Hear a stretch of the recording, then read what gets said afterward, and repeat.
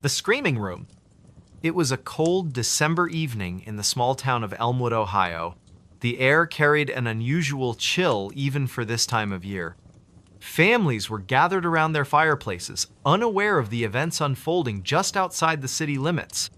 Before we begin, tell me, where are you listening from, and what time is it there? James Carter, a 35-year-old mechanic, lived alone in a century-old farmhouse on the outskirts of town. His wife had passed away 5 years earlier, leaving him to care for their property by himself. The house, though charming, had always given James an uneasy feeling, especially one particular room on the second floor. That night, as James finished repairing his truck in the garage, he noticed something strange. A faint sound, almost like whispering, seemed to be coming from upstairs. He glanced at the clock. 9:17 p.m. Too late for visitors, and definitely too late for his imagination to play tricks on him. Climbing the creaky wooden stairs, James felt the temperature drop noticeably. By the time he reached the second floor, his breath had become visible in the frigid air. The sound grew louder, more distinct now. It wasn't whispering anymore, it was screaming. The source came from the west wing of the house, a part of the building rarely used. Specifically, the Red Room, so named because its walls were painted a deep crimson that seemed to glow faintly in low light. James hesitated outside the closed door. The screams continued, echoing through the hallway. Taking a deep breath, James turned the brass doorknob. The door opened with a slow creak, revealing a scene that would haunt him forever. The room was empty, yet the screaming filled the space with an intensity that defied logic. James's heart pounded as he stepped inside. The wallpaper, faded but still recognizable as Victorian floral patterns, seemed to shift and move in the dim light. Shadows danced across the walls, though no source of movement could be seen. The temperature dropped further, causing James to shiver uncontrollably.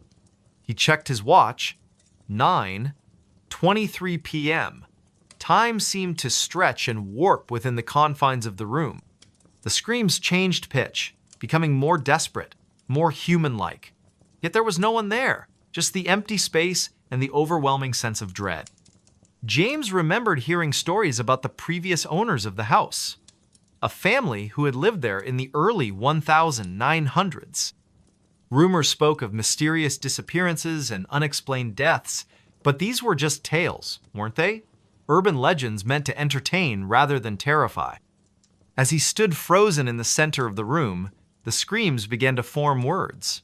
At first, they were indistinct, jumbled sounds, but gradually, they became clearer. "Help me! Get out! They're coming!" Each phrase sent a new wave of fear through James's body. His phone, left charging downstairs, buzzed with a text message from his friend Mark. "Hey, you still up?" the message read. James considered responding, but the phone remained safely downstairs while he was trapped in this nightmare. The buzzing stopped as quickly as it started. The clock on the wall ticked loudly, each second stretching into eternity. 9:28 p.m. The room's atmosphere shifted again, becoming heavier, more oppressive. James's breathing quickened as he realized the screaming had stopped. Complete silence filled the space, more terrifying than the noise had been. Suddenly, the lights flickered. Not the overhead bulb, which had long since burned out, but the very air itself seemed to shimmer and pulse with an otherworldly energy. Shadows detached themselves from the walls, taking on forms that defied description, shapes that twisted and writhed in ways that shouldn't be possible. James backed toward the door, his movements slow and deliberate, every fiber of his being screamed at him to run, but his legs refused to cooperate. The temperature continued to plummet, frost forming on the window panes despite the lack of cold air entering the room. At 9:34 p.m., the door slammed shut behind him. The sound reverberated through the house, shaking the very foundations. James spun around, panic rising in his chest. The handle wouldn't budge, no matter how hard he pulled or pushed. The room had sealed itself off from the rest of the world. The shapes in the corners of the room began to move closer. Their forms solidified into something resembling human figures. But not quite. Eyes glowed with an unnatural light, mouths stretched impossibly wide. Whispers filled the air once more, surrounding James on all sides. "Who are you?" James demanded, his voice trembling despite his attempt to sound authoritative. The whispers responded, though no actual words could be discerned. Instead, they formed a cacophony of sound that threatened to overwhelm his senses. Time lost all meaning. Minutes stretched into hours, or perhaps it was only seconds. James couldn't tell anymore. His watch had stopped functioning, the hands frozen at 9:36 p.m. The room seemed to expand and contract, changing size and shape with each passing moment. Then, without warning, everything went silent. The shadows retreated to the corners, the temperature returned to normal, and the door opened easily when James turned the handle. Stepping out into the hallway, he found nothing unusual waiting for him. The rest of the house remained calm and quiet. But the experience had changed James. He couldn't sleep in that house anymore. Within a week, he had sold the property and moved to another state. To this day, the current owners refuse to enter the red room. They've boarded it up, sealing it off from the rest of the house. Sometimes, late at night, people walking past the old farmhouse claim to hear screams coming from within, though no one dares to investigate. The legend of the screaming room lives on, whispered among the residents of Elmwood. A reminder that some places are best left undisturbed. The story ends where it began, with a cold December evening in Ohio. But now, whenever someone hears an unexpected sound in the night, they think twice before investigating. Because sometimes, the truth is far more terrifying than any urban legend. Pause here for reflection. Let the weight of the tale settle in the listener's mind. The final word lingers in the air, fading slowly into silence. He wasn't on the guest list.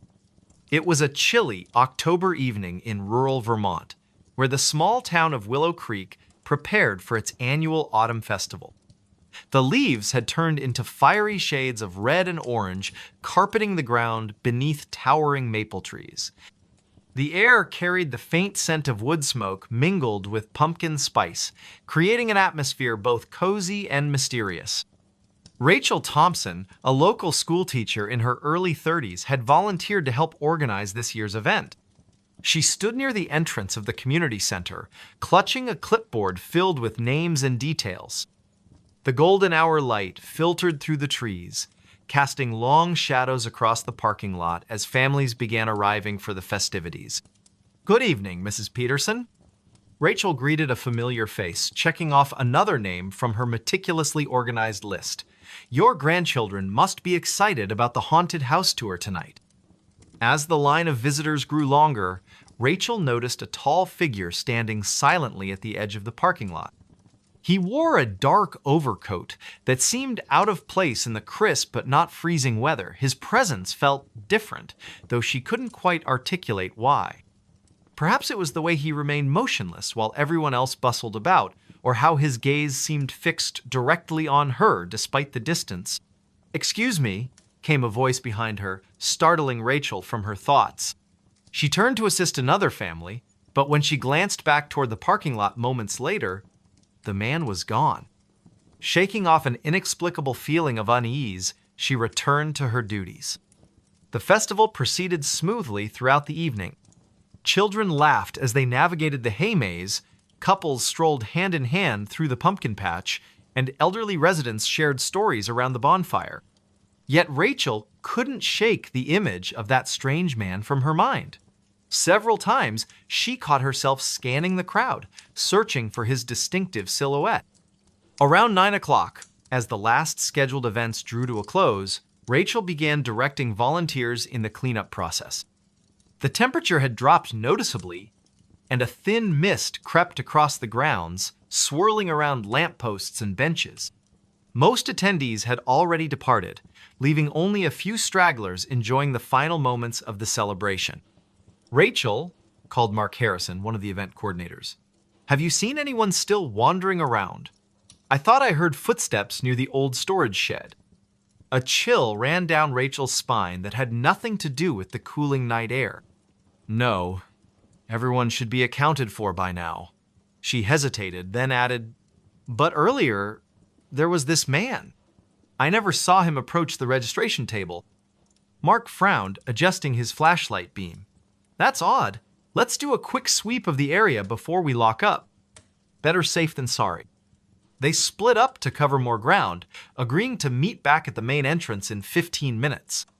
As Rachel made her way past the deserted food stalls and silent game booths, she couldn't help but notice how different everything looked under the dim security lights.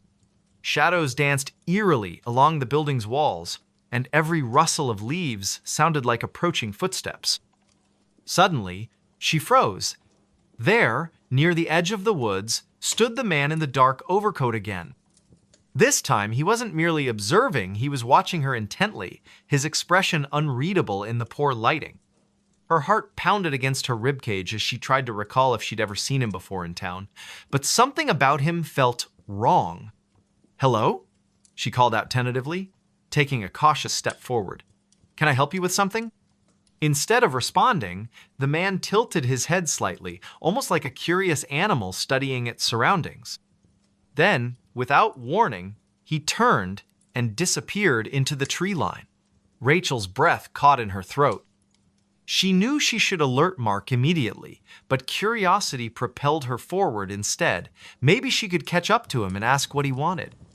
The forest path leading away from the festival grounds felt impossibly darker than it should have been. Moonlight struggled to penetrate the dense canopy above, and Rachel found herself relying heavily on her phone's flashlight app. Twigs snapped underfoot, and the occasional owl hooted in the distance, heightening her sense of isolation. After walking for what felt like 10 minutes, but was probably much less, she emerged into a small clearing. And there, standing perfectly still amidst the encroaching darkness, was the man once more. Up close, she realized his features were remarkably ordinary. Brown hair, average build, plain face, yet somehow profoundly unsettling. His eyes reflected her phone's light in an unnatural way, almost glowing. "You shouldn't be here," Rachel managed to say, her voice trembling despite her best efforts to sound authoritative. "This is private property." For the first time he spoke, his voice low and measured. "I'm looking for someone. They told me I'd find answers here." "What kind of answers?" she pressed, inching backward slowly. Every instinct screamed at her to run, but she forced herself to maintain eye contact. "Who are you looking for?" He didn't answer immediately. Instead, he reached into his coat pocket and withdrew a photograph. Even from several feet away, Rachel recognized the faded image instantly. It showed a young woman who bore a striking resemblance to herself. Same hair color, similar facial structure. Only the style of clothing suggested it was taken decades ago. "My sister," he said finally, his tone heavy with sorrow. "She went missing after attending one of these festivals." "That was," he paused, calculating, 2 years ago tonight." Rachel's blood ran cold. She remembered hearing vague rumors about a disappearance connected to the autumn festival, but no one ever talked about it openly. Local legends hinted at supernatural occurrences tied to the land itself, stories passed down through generations but rarely believed. Could this man truly be searching for closure after all these years? Before she could respond, a sudden gust of wind extinguished her phone's screen, plunging them both into near-total darkness. Panic surged through her veins as she fumbled to reactivate the device. When the light finally flickered back on, the man was gone. Not just stepped aside or hidden, completely vanished, as if he'd never existed. Shaken to her core, Rachel stumbled back toward the festival grounds, calling Mark's name repeatedly. Together, they searched the entire area again, finding no trace of the mysterious visitor. Later, while reviewing security footage from multiple angles, they discovered something even more disturbing. Not a single camera had captured any sign of the man in the dark overcoat. It was as though he'd slipped between the cracks of reality itself. In the weeks that followed, Rachel found herself unable to forget those haunting eyes or the photograph that seemed to bridge past and present. She began researching local history archives, determined to uncover the truth about the missing woman. What she learned chilled her to the bone. Numerous unexplained disappearances linked to the festival site over the past century. Each case involved a solitary individual vanishing without a trace during the annual celebration. None were ever solved. Despite warnings from friends and colleagues to let sleeping dogs lie, Rachel continued her investigation. Something about the man's desperate search resonated deeply within her. Perhaps it was survivor's guilt, or maybe a subconscious recognition of shared pain. Whatever the reason, she felt compelled to seek answers, no matter where the trail might lead. One moonless night, armed with flashlights and determination, Rachel and Mark ventured back to the clearing where she'd last seen the stranger. The air felt heavier than usual, charged with an almost electric tension. Leaves whispered secrets as they crunched underfoot, and shadows danced unpredictably despite the steady beams of their lights. "Do you really think we'll find anything?" Mark asked skeptically, though his grip on the flashlight betrayed underlying nerves. "This whole situation feels off." "I don't know," Rachel admitted softly, scanning the perimeter for any signs of disturbance. "But I can't shake the feeling that we're missing something important, something right under our noses." They spent nearly an hour combing the area, finding nothing but ancient tree roots and scattered stones. Just as frustration began to set in, Mark spotted something glinting faintly among the foliage. Kneeling down, he unearthed a tarnished silver locket half buried in the dirt. Inside lay two tiny photographs, one of the woman from the original picture, smiling brightly, and another of a younger version of the man in the dark overcoat, his arms slung casually around her shoulders. "Oh my God," Rachel breathed, tears pricking at the corners of her eyes. "This has to belong to her, to his sister." Without warning, the temperature plummeted dramatically, causing both of them to shiver violently. Their flashlights flickered erratically, threatening to die altogether. A deep, resonant hum filled the air, seeming to emanate from the very earth beneath their feet. And then, emerging from the shadows like a specter materializing from smoke, stood the man once more. His expression hadn't changed, but his presence felt different somehow, more solid yet simultaneously ethereal. He extended a hand toward Rachel, palm upturned expectantly. In that moment, she understood what he wanted, needed from her. Placing the locket gently into his grasp, she whispered, "I'm so sorry. We'll keep looking. I promise." For the first time since their encounter, emotion flickered across his face, gratitude mixed with profound sadness. Slowly, deliberately, he closed his fingers around the precious keepsake. As he did so, his form began to dissolve, fading away like morning mist beneath the rising sun. Within seconds, he was gone, leaving behind only silence and the lingering scent of autumn leaves. Back in Willow Creek, Rachel dedicated herself to preserving the memory of those lost souls whose stories had been forgotten by time. She worked tirelessly to ensure proper memorials were established and historical records updated accurately. Though she never encountered the man in the dark overcoat again, she often sensed his presence during quiet moments, a gentle reminder that some mysteries transcend human understanding, existing beyond the veil of our everyday lives. Every October, as the festival preparations begin anew, Rachel finds herself drawn to that secluded clearing deep within the woods. There, surrounded by whispering trees and dancing shadows, she leaves fresh flowers and a handwritten note promising continued vigilance. Because sometimes, justice isn't about solving a case or finding definitive answers. Sometimes, it's about honoring the memories of those who came before us, ensuring their voices aren't silenced forever by the passage of time. And perhaps, just perhaps, somewhere beyond our comprehension, a brother and sister are finally reunited, free from the burdens of unanswered questions and unresolved grief. Their spirits rest peacefully now, knowing that someone cared enough to remember.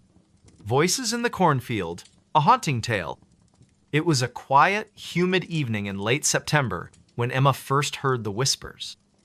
The sun had just dipped below the horizon, casting long shadows across the endless rows of cornfields that surrounded her small town of Millbrook, Illinois. The air was thick with the scent of damp earth and drying leaves, and a gentle breeze rustled through the towering stalks. She had always found the fields comforting during the day, their golden waves stretching as far as the eye could see. But at night, they felt different, oppressive, as if the darkness between the rows hid secrets too terrible to be spoken aloud. Emma stood on the edge of the field, hesitating for a moment before stepping forward. Her boots crunched softly against the dry soil beneath her feet. It was almost 8 o'clock, and she should have been home by now, but something had drawn her here, nagging curiosity she couldn't quite explain. Earlier that afternoon, while walking back from the general store, she'd overheard an old man muttering about strange voices coming from the cornfield. He claimed he'd heard them every night for weeks, soft murmurs carried on the wind like ghostly echoes. Most people dismissed his words as nonsense, attributing it to his age or perhaps too many years spent working under the scorching sun. But Emma couldn't shake the feeling that there might be truth to what he said. The moon hung low in the sky, its pale light filtering weakly through the dense canopy above. Shadows danced around her, shifting unpredictably as though alive. She took another cautious step deeper into the field, her heart pounding in her chest. "Hello?" she called out tentatively, her voice barely audible even to herself. Silence greeted her, save for the faint rustling of leaves overhead. She exhaled slowly, trying to calm her nerves. Maybe this was all just her imagination playing tricks on her after hearing the old man's story. But then, faintly, she heard it all whisper. Barely more than a breath, yet unmistakable. It seemed to come from everywhere and nowhere all at once, weaving through the rows of corn like a phantom thread. Emma froze, her pulse quickening. "Who's there?" she demanded, her voice firmer this time, though laced with unease. Again, the whisper came, louder now, closer. She turned sharply, scanning the darkened rows around her, but saw nothing except the endless maze of stalks swaying gently in the breeze. "Leave me alone!" she shouted, panic beginning to creep into her tone. The whispers grew louder still, overlapping each other until they formed a cacophony of unintelligible murmurs. They weren't human voices, not entirely. There was something wrong about them, something unnatural. A chill ran down her spine as she realized she wasn't alone. Something or someone was watching her from within the shadows. She stumbled backward, her foot catching on a root hidden beneath the dirt. With a startled cry, she fell hard onto the ground, pain shooting up her arm as she landed awkwardly. For a moment, everything went silent again. Too silent. Even the rustling of the leaves seemed to fade away, leaving only the sound of her own ragged breathing. Then, without warning, a figure emerged from the darkness. It was tall, impossibly so, its silhouette blending seamlessly with the surrounding stalks. Its facif, it could even be called, that was obscured by a tangle of vines and dried husks, giving it the appearance of some grotesque scarecrow brought to life. Yet it moved with purpose, taking deliberate steps toward her. Emma scrambled to her feet, her mind screaming at her to run, but her legs refused to obey. She was rooted to the spot, paralyzed by fear. "You shouldn't have come here," the figure rasped, its voice a guttural blend of multiple tones layered atop one another. It sounded neither male nor female, neither young nor old, just wrong. "This place doesn't belong to you." "What do you want?" Emma managed to choke out, tears streaming down her face. She wanted to look away, to close her eyes and pretend none of this was real, but she couldn't. The figure's gaze held her captive, piercing through her very soul. "The voices will tell you," it replied cryptically, tilting its head in a way that made her stomach churn. Before she could respond, it raised a gnarled hand and pointed deeper into the field. Against her will, Emma found herself turning to follow its gesture. There, nestled among the rows of corn, was a clearing she hadn't noticed before. In the center of the clearing stood an ancient stone altar, its surface stained with dark streaks that looked suspiciously like dried blood. Surrounding the altar were dozens of crude effigies fashioned from twisted branches and scraps of fabric, their hollow eyes seeming to stare directly at her. "What is this?" she whispered, her voice trembling. The figure didn't answer. Instead, it began to chant in a language she didn't recognize, the syllables rolling off its tongue in a rhythmic cadence that sent shivers coursing through her body. The whispers returned, louder now, drowning out the sound of the chanting. They pressed in on her from all sides, filling her ears and clouding her thoughts until she could no longer distinguish reality from nightmare. Images flashed before her eyes' faces, contorted in agony, bodies writhing in pain, screams echoing endlessly. She clutched her head, desperate to block out the visions, but they only grew stronger. Through the chaos, one word repeated itself over and over again: reap, reap, reap, reap. And then, as suddenly as it had begun, everything stopped. The whispers ceased, the visions vanished, the figure was gone. Emma collapsed to her knees, gasping for air as she tried to make sense of what had just happened. When she finally mustered the strength to stand, she stumbled out of the field and ran all the way back to town, not stopping until she reached the safety of her home. For days afterward, Emma avoided the cornfield at all costs. She told no one what she had seen, fearing they wouldn't believe her, or worse, that they would think she was crazy. But the memories lingered, haunting her dreams and leaving her perpetually on edge. She started hearing the whispers again, faint at first, but growing louder with each passing night. No matter where she went, they followed her, taunting her with fragmented phrases she couldn't fully understand. One evening, unable to endure the torment any longer, Emma decided to confront the source of the voices once and for all. Armed with a flashlight and a pocket knife, she returned to the field, determined to uncover the truth. The moonlight illuminated her path as she navigated the labyrinthine rows, her footsteps hesitant yet resolute. When she reached the clearing, she found the altar exactly as she remembered it, but this time, it wasn't empty. Lying atop the stone slab was a book bound in cracked leather, its pages yellowed with age. Etched into the cover were symbols unlike anything she had ever seen, intricate patterns that seemed to shift and writhe when viewed from certain angles. Her hands trembled as she picked it up, half expecting it to burn her skin or crumble to dust in her grasp. But it remained solid, heavy with secrets waiting to be uncovered. As she flipped through the pages, she discovered writings detailing rituals meant to summon entities from beyond the veil. Each entry described increasingly sinister ceremonies, culminating in a final passage written in bold, jagged handwriting: "To reap is to feed is to grow. To grow is to consume." Beneath the text was a drawing of the same figure she had encountered in the field, standing beside the altar with arms outstretched. A cold realization washed over her. This wasn't just some isolated haunting, it was a cycle, a ritual perpetuated by forces far older than humanity itself. And somehow, she had become entangled in it. Before she could process further, a familiar voice echoed behind her. "You've seen enough." She spun around to find the figure standing mere feet away, its presence radiating malice. This time, however, she didn't freeze. Summoning every ounce of courage she possessed, she lunged forward, driving the pocket knife into its chest, or rather, where its chest should have been. The blade passed harmlessly through the air, leaving the figure unharmed. "You cannot kill what does not live," it sneered, reaching out to grab her wrist. Pain shot through her arm as its grip tightened, forcing her to drop the knife. "But you can join us." "No!" she screamed, thrashing wildly in its grasp. Desperation fueled her movements, and she managed to break free, stumbling backward toward the edge of the clearing.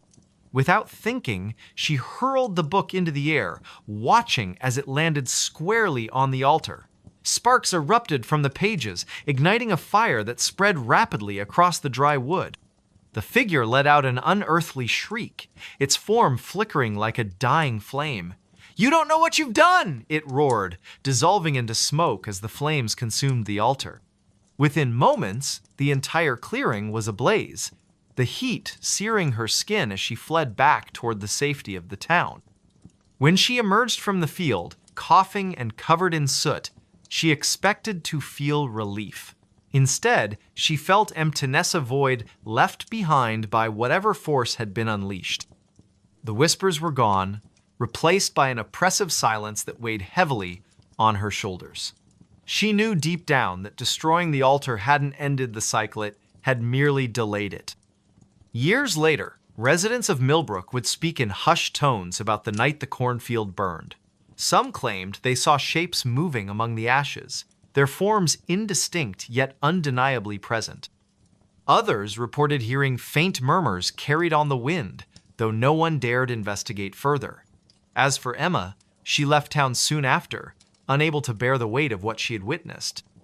But wherever she went, the memory of those voices followed her, a reminder that some secrets are best left buried. The last passenger never got off. It was a cold, damp night in the small town of Millbrook, nestled deep within the woods of upstate New York. The air carried an eerie stillness, broken only by the faint rustling of leaves and the distant hum of crickets. Somewhere near the edge of the forest, the old train station stood abandoned, its wooden structure warped and weathered by time. Paint peeled off the sign that once proudly announced Millbrook Station, now barely legible under layers of grime and neglect. Few people ventured here anymore, except for curious teenagers daring each other to explore its haunted history, or so the rumors went. On this particular evening, a group of 5 friends decided to visit the station as part of their weekend adventure. They had heard tales about strange occurrences at the sight whispers of passengers who never disembarked from the final train to pass through decades ago. None of them truly believed in ghosts, but the thrill of trespassing on forbidden ground was too tempting to resist. Among them were Emma, a skeptic with a sharp tongue; Daniel, her boyfriend, who loved anything supernatural; Mia, the quiet one who always seemed lost in thought; Jake, the joker whose laughter could fill even the darkest spaces; and Olivia, the cautious one who often served as the voice of reason. They arrived just after sunset, parking their car a mile away to avoid drawing attention. The walk to the station felt longer than expected, the path illuminated only by the dim glow of their flashlights. Shadows danced along the trees, creating shapes that looked almost human if you squinted hard enough. As they approached the station, the atmosphere grew heavier, as though the very air resisted their presence. "This place gives me the creeps," Olivia muttered, clutching her flashlight tightly. "Are we sure this is safe?" "Oh, come on," Daniel replied, his tone teasing yet reassuring.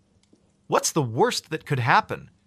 A ghost shows up and asks us to leave?" He chuckled nervously, though no one else joined in.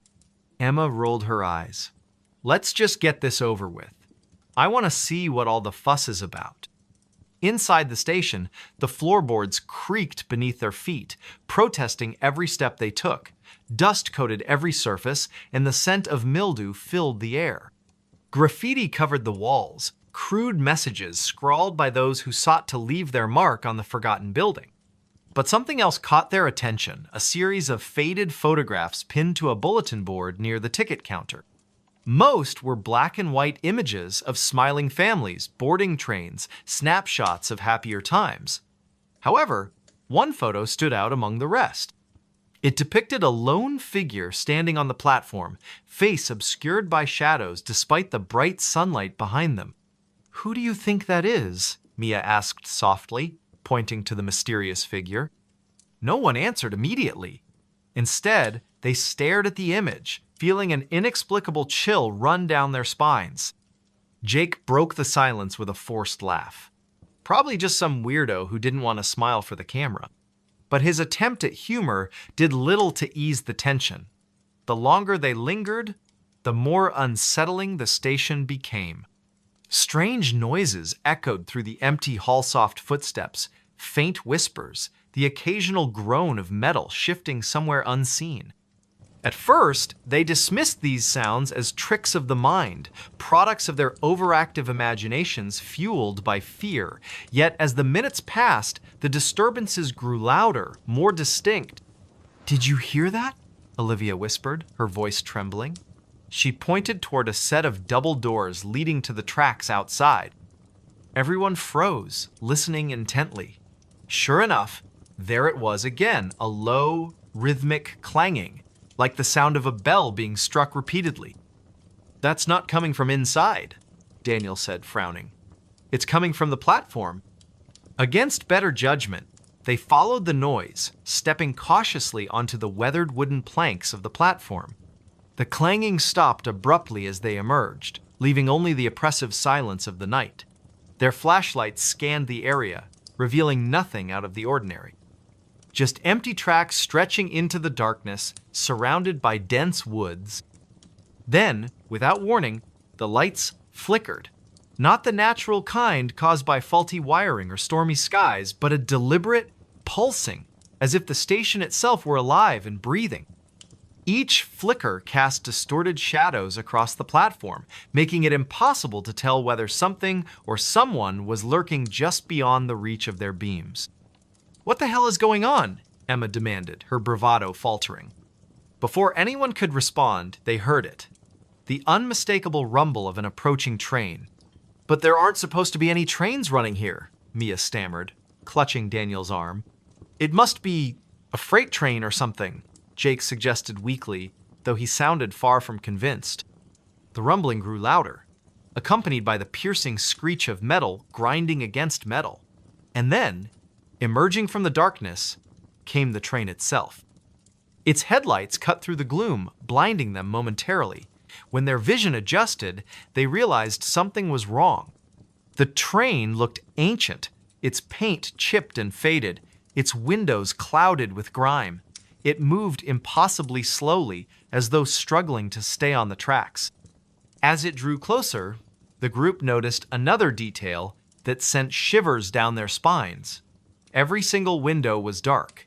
No passengers sat inside, no conductor waved from the caboose. It was completely empty, or so it seemed. Okay, Olivia said quickly, backing away. "We need to go. Now." "No arguments here," Jake agreed, already heading back toward the station. But before they could retreat, the train came to a halt directly in front of them. The doors slid open with a deafening hiss, revealing the interior bathed in shadow. From within, they heard a voice, a soft melodic whisper that seemed to echo in their minds rather than their ears. "Come aboard!" it urged, gentle yet insistent. None of them moved. They stood rooted to the spot, paralyzed by a mix of fear and curiosity. "Don't listen to it," Emma shouted, snapping them out of their trance. "Whatever you do, don't get on that train." Her words seemed to break the spell. One by one, they turned and ran, fleeing back toward the safety of the station. But as they reached the entrance, they realized something was terribly wrong. The building they had entered earlier was gone.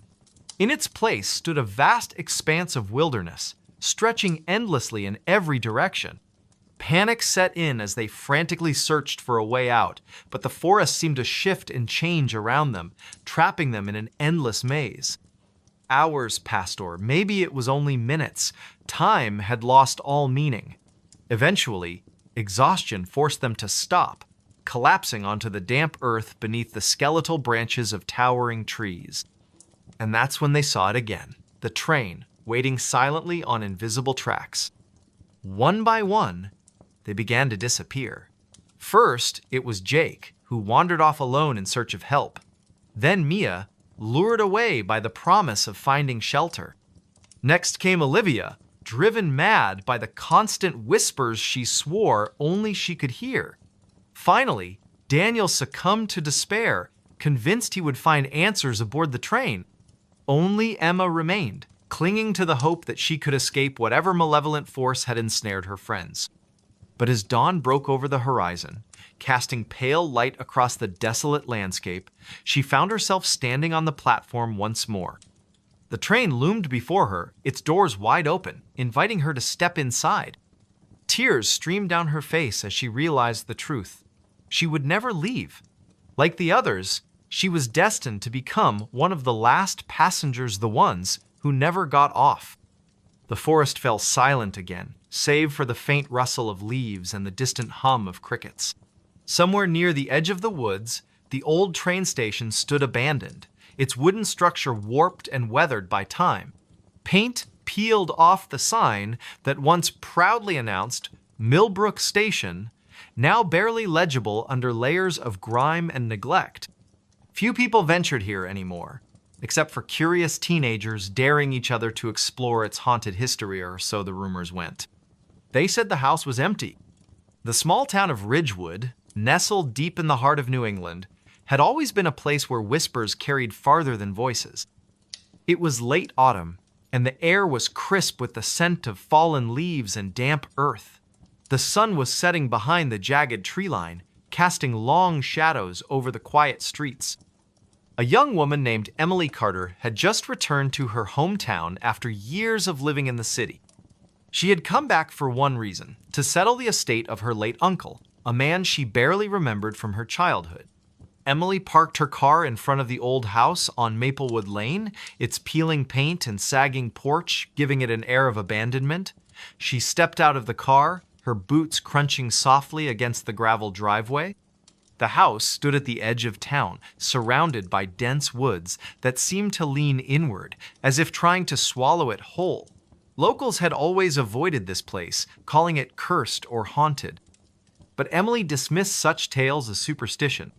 "It's just an old house," she muttered under her breath, though her voice trembled slightly. "Nothing more." She reached into her coat pocket and pulled out the key her lawyer had given her earlier that day. The metal felt cold against her fingers as she inserted it into the lock.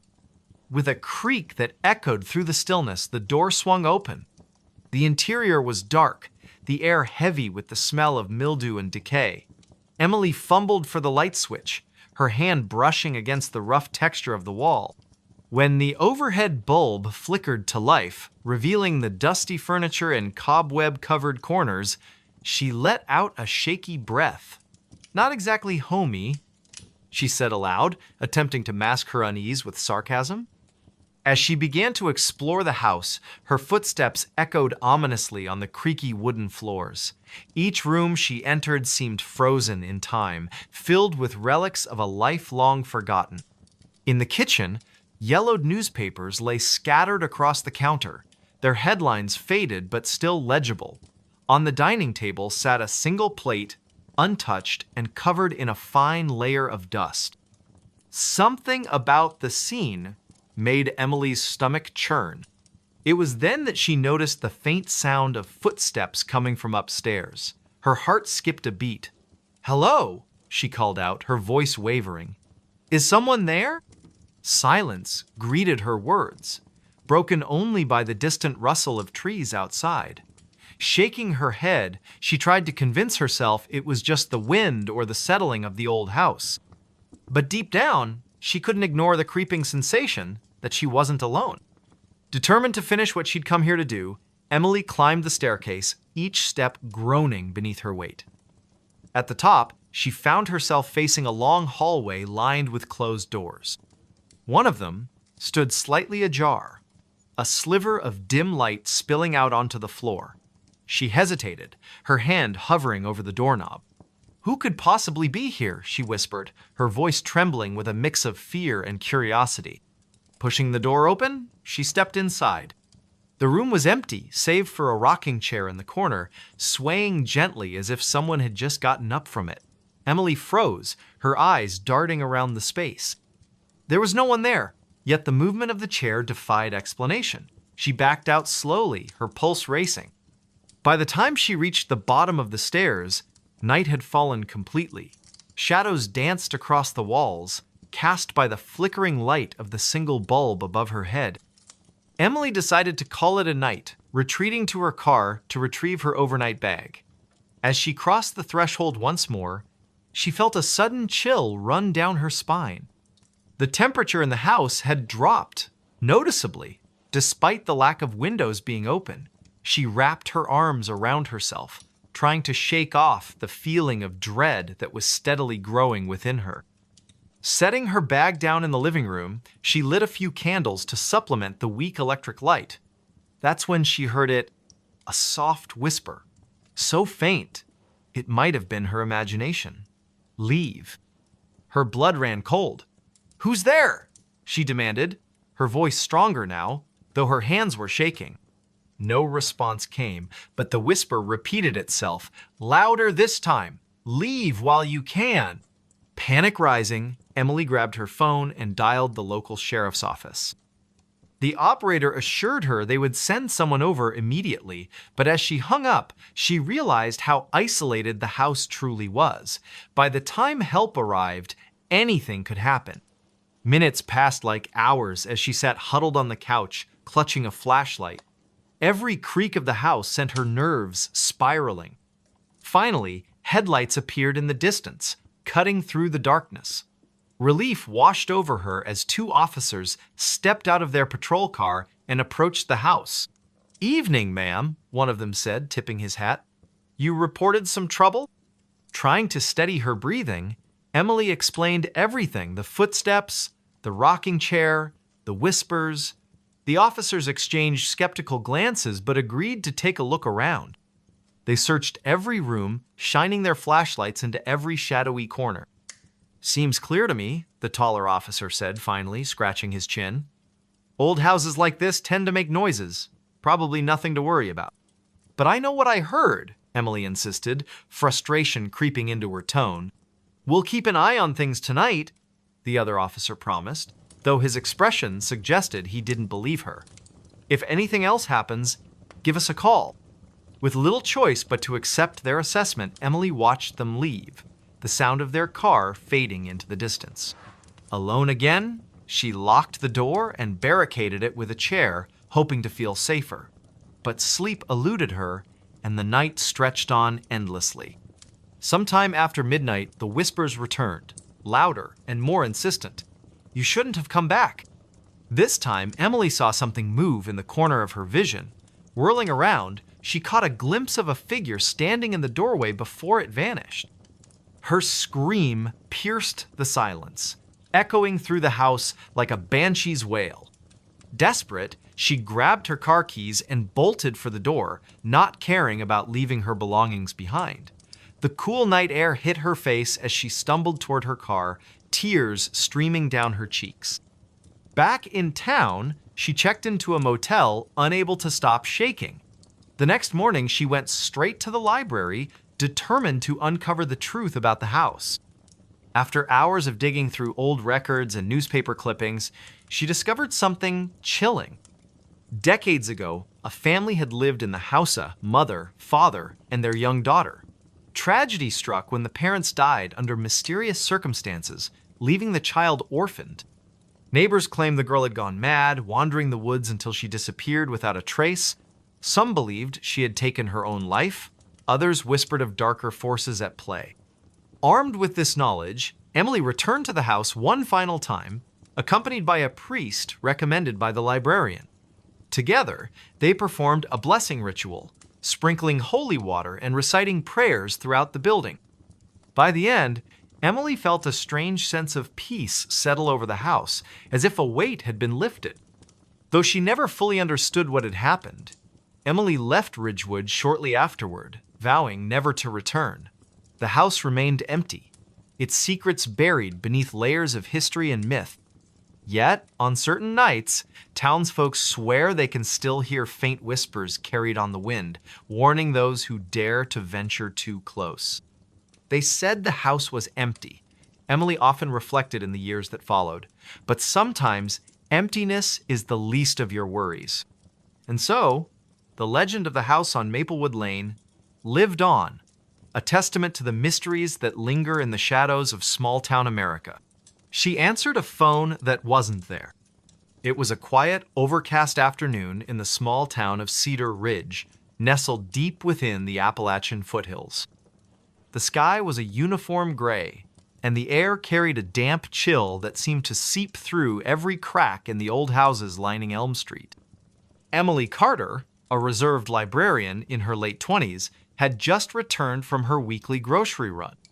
She lived alone in a modest two-story home at the edge of town, its white paint peeling slightly but still charming in its own way. As she stepped inside, she noticed something unusual, a faint ringing sound echoing through the house. Her brow furrowed as she set down her bags. "That's strange," she muttered under her breath, glancing around the living room. She didn't own a landline phone, nor did she have any devices capable of producing such a clear, mechanical ring. It wasn't her cell phone either. It lay silent on the kitchen counter, screen dark. The ringing continued, steady and persistent, as if demanding attention. Emily hesitated for a moment, then followed the sound. It seemed to be coming from upstairs. Each step creaked beneath her weight, amplifying the eerie atmosphere. The hallway upstairs was dimly lit, shadows stretching long across the worn carpet. The ringing grew louder, more insistent, until she found herself standing outside the door to the spare bedroom, a room she rarely used. With a deep breath, she turned the doorknob and pushed the door open. Inside, the room was exactly as she'd left it last. Dusty furniture draped with old sheets, a single window letting in muted light. But there, sitting on the floor, in the center of the room, was an old rotary phone. Its black cord snaked across the floor like a serpent, disappearing into the wall where no outlet existed. Emily froze, her heart pounding in her chest. This phone hadn't been there before, she was certain of it. Yet here it sat, ringing insistently, almost tauntingly. Against her better judgment, she approached it. The closer she got, the colder the air became, until her breath formed tiny clouds in front of her face. Her hand trembled as she reached out, hovering inches above the receiver. Finally, she picked it up and pressed it to her ear. "Hello?" she whispered, her voice barely audible. For a moment, there was only silence on the other end. Then came a soft, distorted voice, barely human. "Help me!" it rasped, each word dragging out like a mournful wail. "Please, help me!" Emily dropped the phone, stumbling backward until she hit the wall.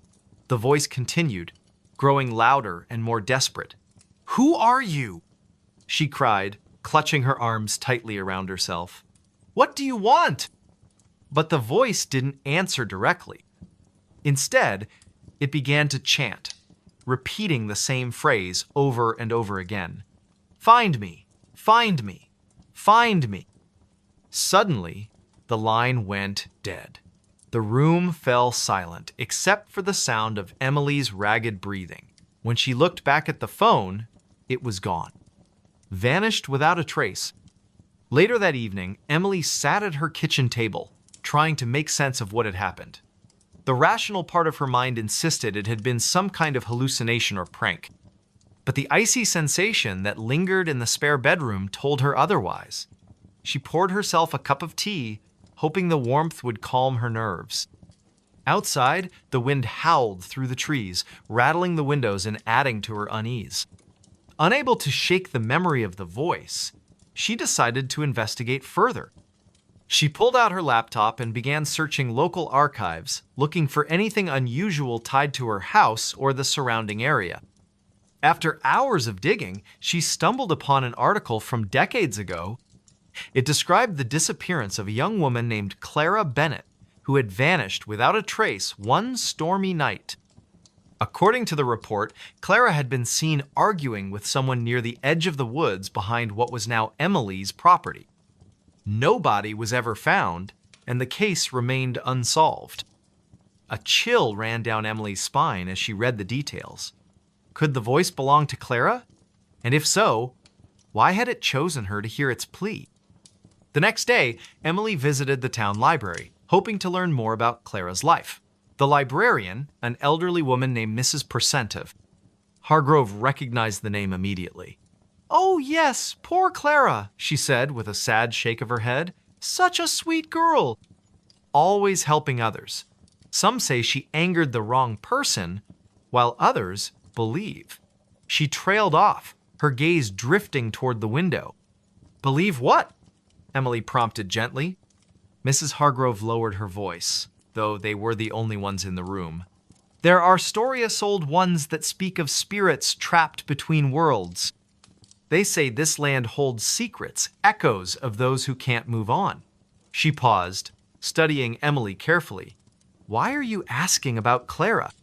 Emily hesitated, unsure how much to reveal. "I think I might have encountered something related to her," she admitted cautiously. "Something unexplainable." Mrs. Hargrove nodded slowly, as if she'd expected this answer all along. "If you're meant to help her, you'll know what to do. Just be careful, dear. Not everything that calls for help deserves it." That night, Emily returned home, feeling both intrigued and deeply unsettled. As she climbed the stairs to bed, she couldn't shake the feeling that she was being watched. Every shadow seemed to shift just out of the corner of her eye, and the house felt unnaturally quiet, as if holding its breath. When she reached the landing, she froze. There, once again, was the rotary phone. This time, it sat on the top step, its cord coiled neatly beside it.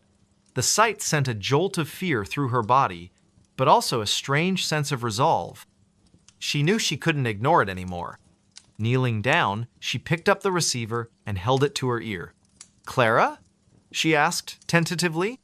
"Yes," came the reply, softer this time, but unmistakably the same voice. "You hear me. You must find me." "Where are you?" Emily demanded, her voice trembling. "In the woods. Follow the path. Look for the tree with the red ribbon." Before Emily could ask more questions, the line went dead again. The phone disappeared from her hands, leaving her staring at empty space.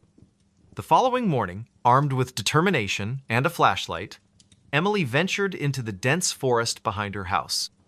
The path she followed was narrow and overgrown, the trees towering above her like silent sentinels. The air smelled earthy and damp, and the only sounds were the crunch of leaves beneath her boots and the occasional rustle of unseen creatures. After walking for nearly 20 minutes, she spotted a massive oak tree with a faded red ribbon tied around its trunk. Her pulse quickened as she approached.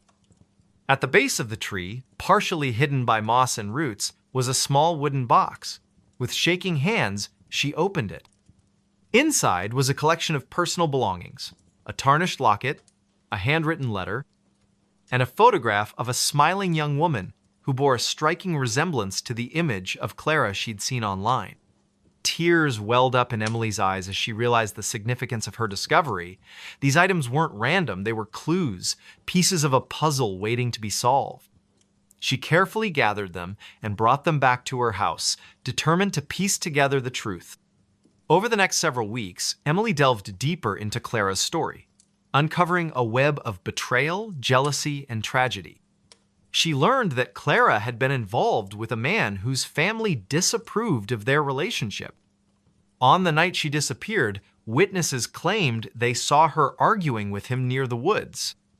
Many believed he had something to do with her vanishing, but without evidence, nothing could be proven. One evening, as Emily pored over documents spread across her dining table, she heard the familiar ringing sound again. Turning slowly, she saw the rotary phone resting on the couch. This time, however, it wasn't calling Harriet, was simply there, as if waiting. Summoning her courage, she walked over and picked up the receiver. "Clara?" she said softly. "Thank you," came the voice, clearer and more peaceful than before. "You've given me peace." And then, just like that, the phone vanished. For good this time. In the days that followed, Emily felt a profound sense of closure, not just for Clara, but for herself as well. By confronting the unknown, she had faced her own fears and discovered a strength she hadn't known she possessed. Though she never saw or heard from Clara again, she knew the spirit had finally moved on. The people of Cedar Ridge eventually learned of Emily's efforts to uncover the truth about Clara's disappearance. Inspired by her bravery, they erected a memorial in the woods, marking the spot where the oak tree stood. It served as a reminder that even the most haunting mysteries could be laid to rest with compassion and perseverance. As for Emily, she continued her quiet life, forever changed by the experience. Sometimes, when the wind blew just right, she thought she could hear a faint whisper of gratitude carried through the trees. A reminder that sometimes, answering a Cleven one that comes from beyond can change everything. The Man Who Followed Me Home, a chilling encounter. It was a cold, overcast afternoon in late October when Claire first noticed him. She had been walking home from the library in her small suburban town of Crestwood, Illinois, her arms laden with books and her mind preoccupied with thoughts of the upcoming Halloween festivities. The streets were quiet, save for the occasional rustle of leaves skittering across the pavement and the distant hum of traffic from the main road. The air carried the crisp bite of autumn, and she pulled her scarf tighter around her neck as she quickened her pace. She didn't see him at first, not really. It was more of a feeling, an awareness that prickled the back of her neck like the faintest brush of a spider's web. When she finally glanced over her shoulder, there he was, standing at the corner of Maple Street, just far enough away to seem unassuming yet close enough to make her uneasy. He wore a long, dark coat that hung loosely on his frame, its edges flapping slightly in the breeze. His face was obscured by the brim of a wide hat, but she could feel his gaze boring into her, steady and unrelenting. Claire hesitated for a moment, her breath catching in her throat. "Who is he?" she wondered aloud, her voice barely above a whisper. She shook her head, chiding herself for being paranoid.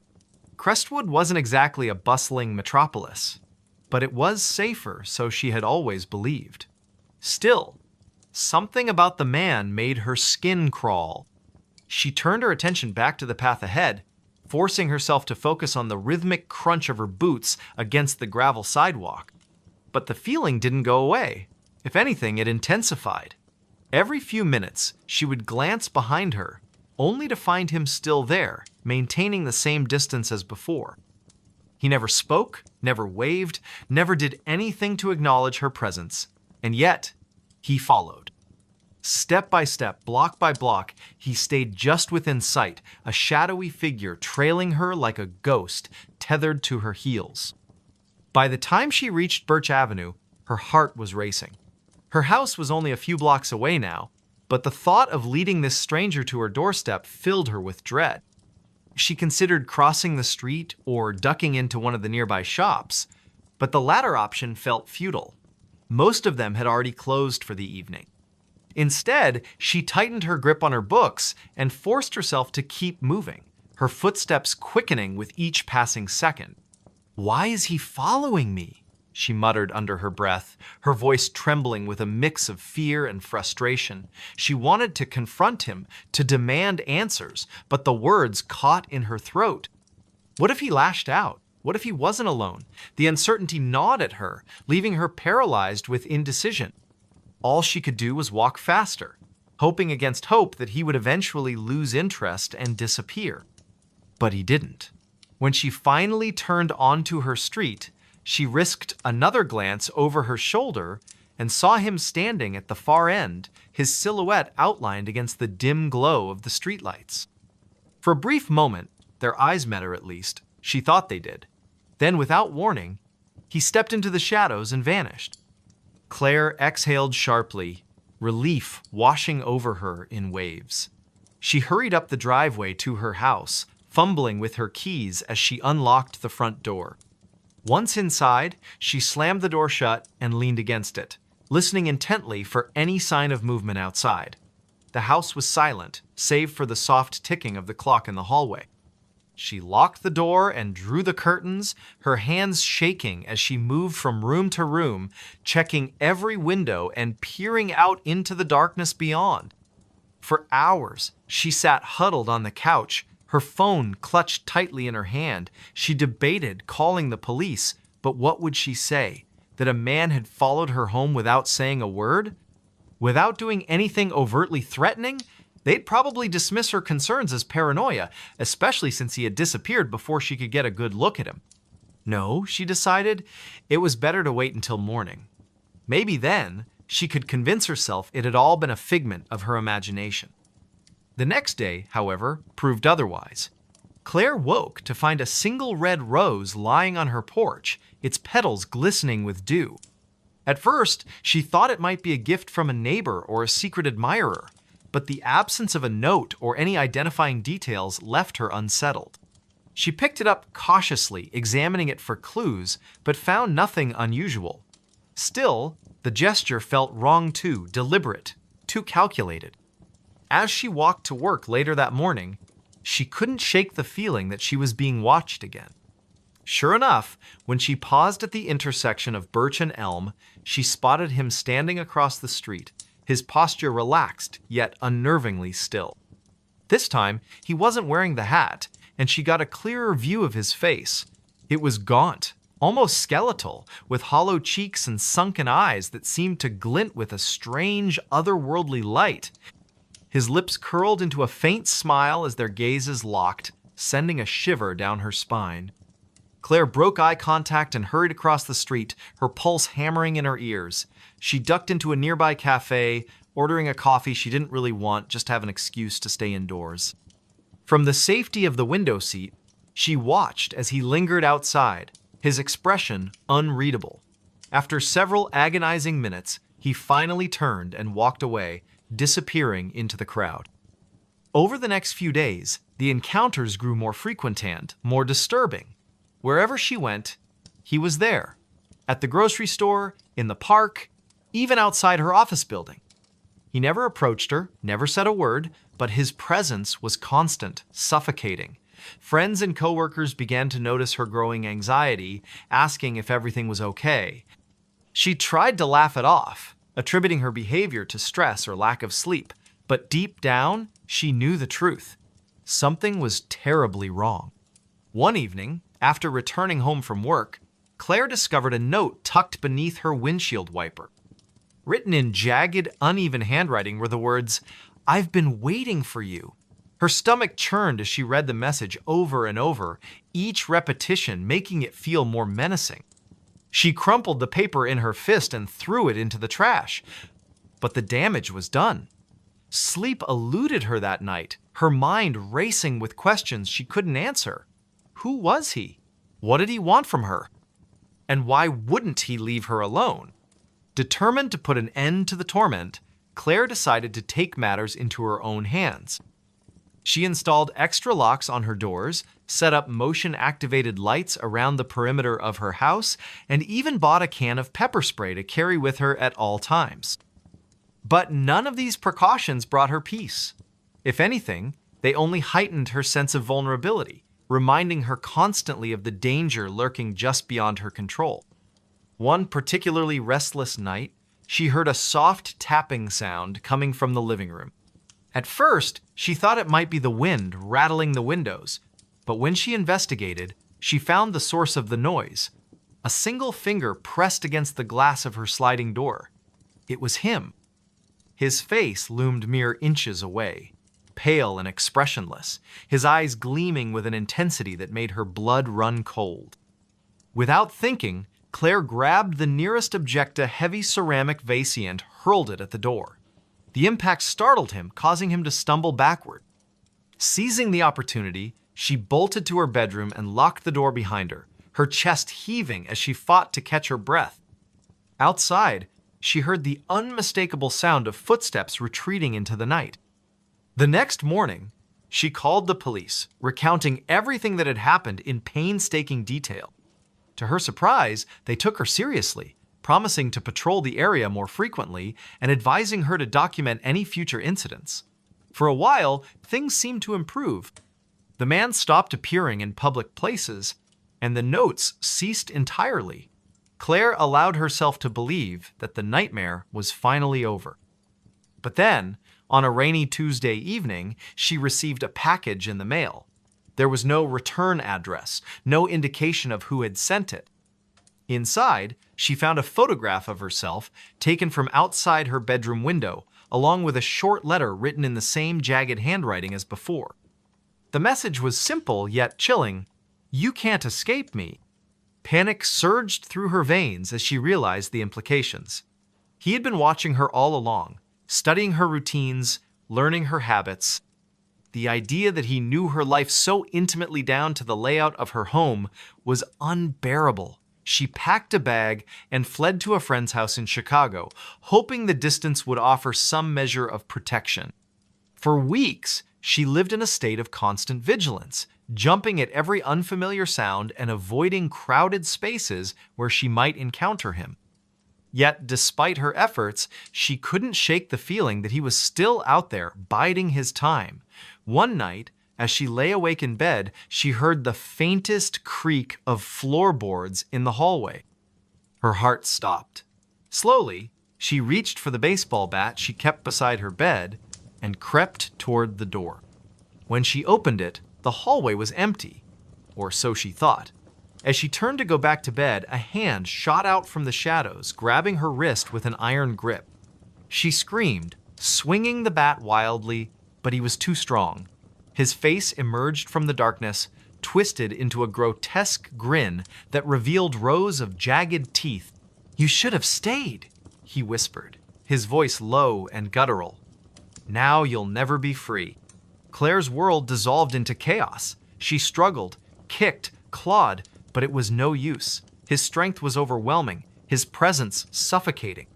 Just as she felt consciousness slipping away, she heard the distant wail of sirens. Whether they were real or imagined, she couldn't tell. All she knew was that she had failed to escape the man who followed her home. He laughed, but no one was around. It was a quiet, overcast afternoon in the small town of Pine Ridge, tucked away in the rolling hills of rural Pennsylvania. The sky hung low and gray, casting long shadows across the landscape as if nature itself were holding its breath. Most of the townsfolk had retreated indoors to escape the chill that lingered in the air, leaving the streets eerily deserted. Somewhere in the heart of this sleepy community stood an old, decrepit house known only as the Laughing House. Locals avoided it at all costs, claiming strange noises emanated from within laughter, they said, deep and echoing, though no one lived there anymore. On this particular day, a group of 5 friends decided to investigate the rumors surrounding the house. They weren't thrill seekers or paranormal enthusiasts, they were just bored teenagers looking for something to do on a gloomy Saturday afternoon. Among them were Ethan, the self-proclaimed leader with a knack for talking himself out of trouble; Claire, the skeptic who preferred logic over superstition; Ryan, the joker whose sarcasm often masked his unease; Melissa, the quiet observer who noticed things others missed; and Ben, the cautious one who always seemed to be scanning their surroundings for danger. They arrived at the edge of the property just after 3 o'clock, parking their bikes behind a cluster of bushes to avoid drawing attention. The house loomed before them like a forgotten relic of another era, its once white paint now peeling away in large flakes, revealing rotting wood beneath. Shutters hung crookedly from the windows, some missing entirely, while vines crept up the walls like skeletal fingers reaching for the sky. A weathered sign nailed to the gate read, "No trespassing," but the letters had faded so much they were barely legible. "This place looks like it belongs in a horror movie," Ryan quipped, forcing a laugh that sounded more nervous than amused. "Let's just get this over with," Claire replied, her tone clipped. She adjusted the strap of her backpack, which contained a flashlight, a notebook, and a few snacks just in case. Ethan stepped forward, pushing open the creaking gate with a loud groan. "Relax, guys. It's probably just some old pipes rattling or wind blowing through cracks. Nothing scary about that." As they approached the front door, the atmosphere grew heavier, almost suffocating. The air smelled faintly of mildew and decay, and the silence was so profound it felt unnatural. Every step they took toward the house seemed to amplify the sound of their own breathing, making them hyper-aware of their presence in what should have been an abandoned space. Melissa paused, glancing over her shoulder. Does anyone else feel like we're being watched? Ben frowned, scanning the surrounding trees. Probably just squirrels or birds. Still, let's not stay too long. Inside, the house was even worse than they had imagined. Dust covered every surface, and cobwebs hung like curtains between pieces of broken furniture. Faded wallpaper peeled away from the walls, exposing patches of crumbling plaster. In the corner of the living room, an antique grandfather clock stood frozen at 3:17. Its hands rusted into place. "This is creepy as hell," Ryan muttered, kicking a loose floorboard absent-mindedly. "Shh," Claire hissed, holding up a hand. "Do you hear that?" At first they thought it might be the wind, but then it came again, a low, rumbling chuckle that seemed to echo from nowhere and everywhere all at once. It wasn't a pleasant laugh either. It was hollow, almost mechanical, as though someone or something were mimicking human emotion without truly understanding it. "What the?" Ethan trailed off, his voice barely above a whisper. "It's coming from upstairs," Melissa said softly, pointing toward the staircase. "No way am I going up there," Ben declared firmly. "We didn't come all this way just to chicken out now," Ethan shot back, though his bravado wavered slightly. Against their better judgment, they climbed the stairs, each step groaning under their weight. The laughter grew louder as they ascended, reverberating through the narrow hallway until it felt like it was inside their heads. At the end of the corridor, a single door stood ajar, light spilling through the crack. "That's impossible," Claire whispered, her brow furrowing. "There are no lights on in this house." Ignoring her warning, Ethan pushed the door open. Inside was a small bedroom, its walls lined with faded floral wallpaper. An old rocking chair sat in the center of the room, swaying gently despite the absence of any breeze. On the dresser, a dusty mirror reflected their pale, frightened faces. And then, without warning, the laughter erupted, a deafening cacophony that made their ears ring and their hearts race. They spun around, searching for the source, but the room was empty. Okay, we need to leave. Now," Ben insisted, backing toward the door. But before they could retreat, the door slammed shut with a resounding thud.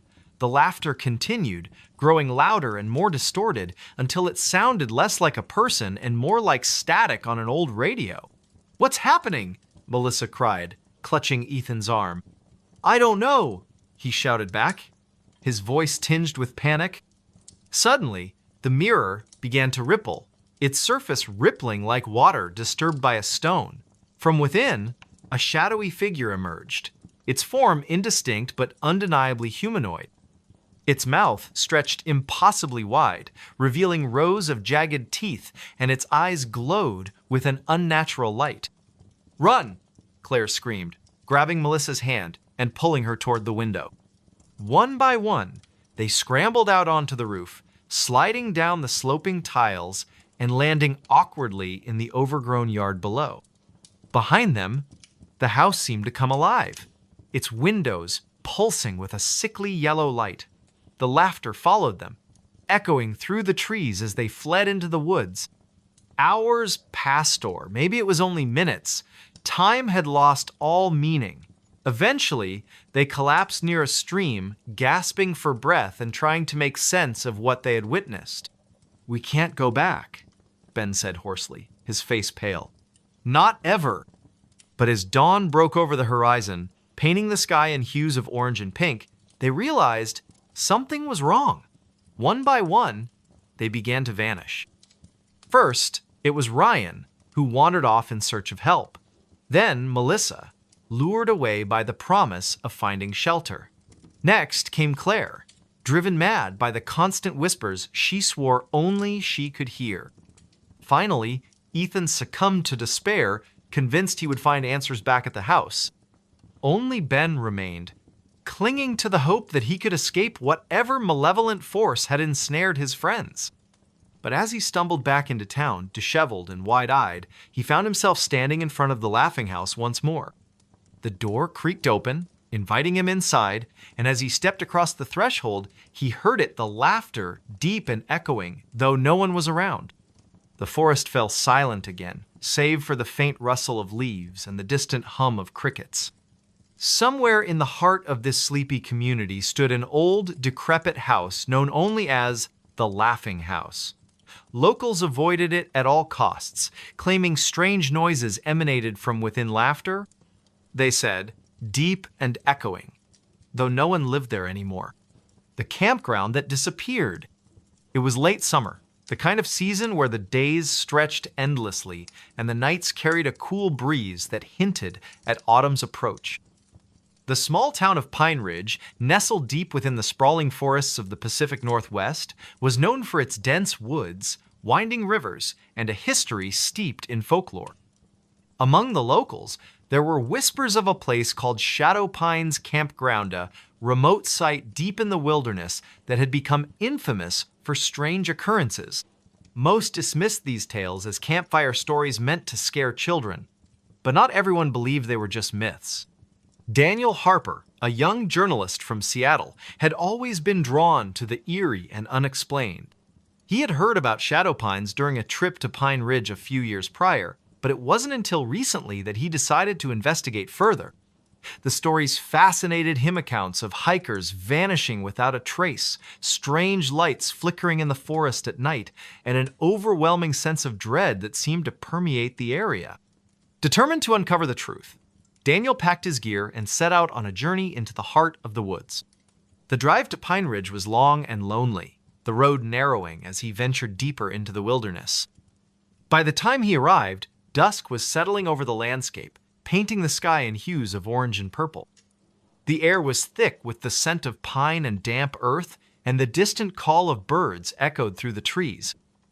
As he checked into a small motel on the edge of town, Daniel couldn't help but notice the wary glances the locals gave him when he mentioned shadow pines. "You sure you want to go up there?" the motel owner asked, his voice low and hesitant.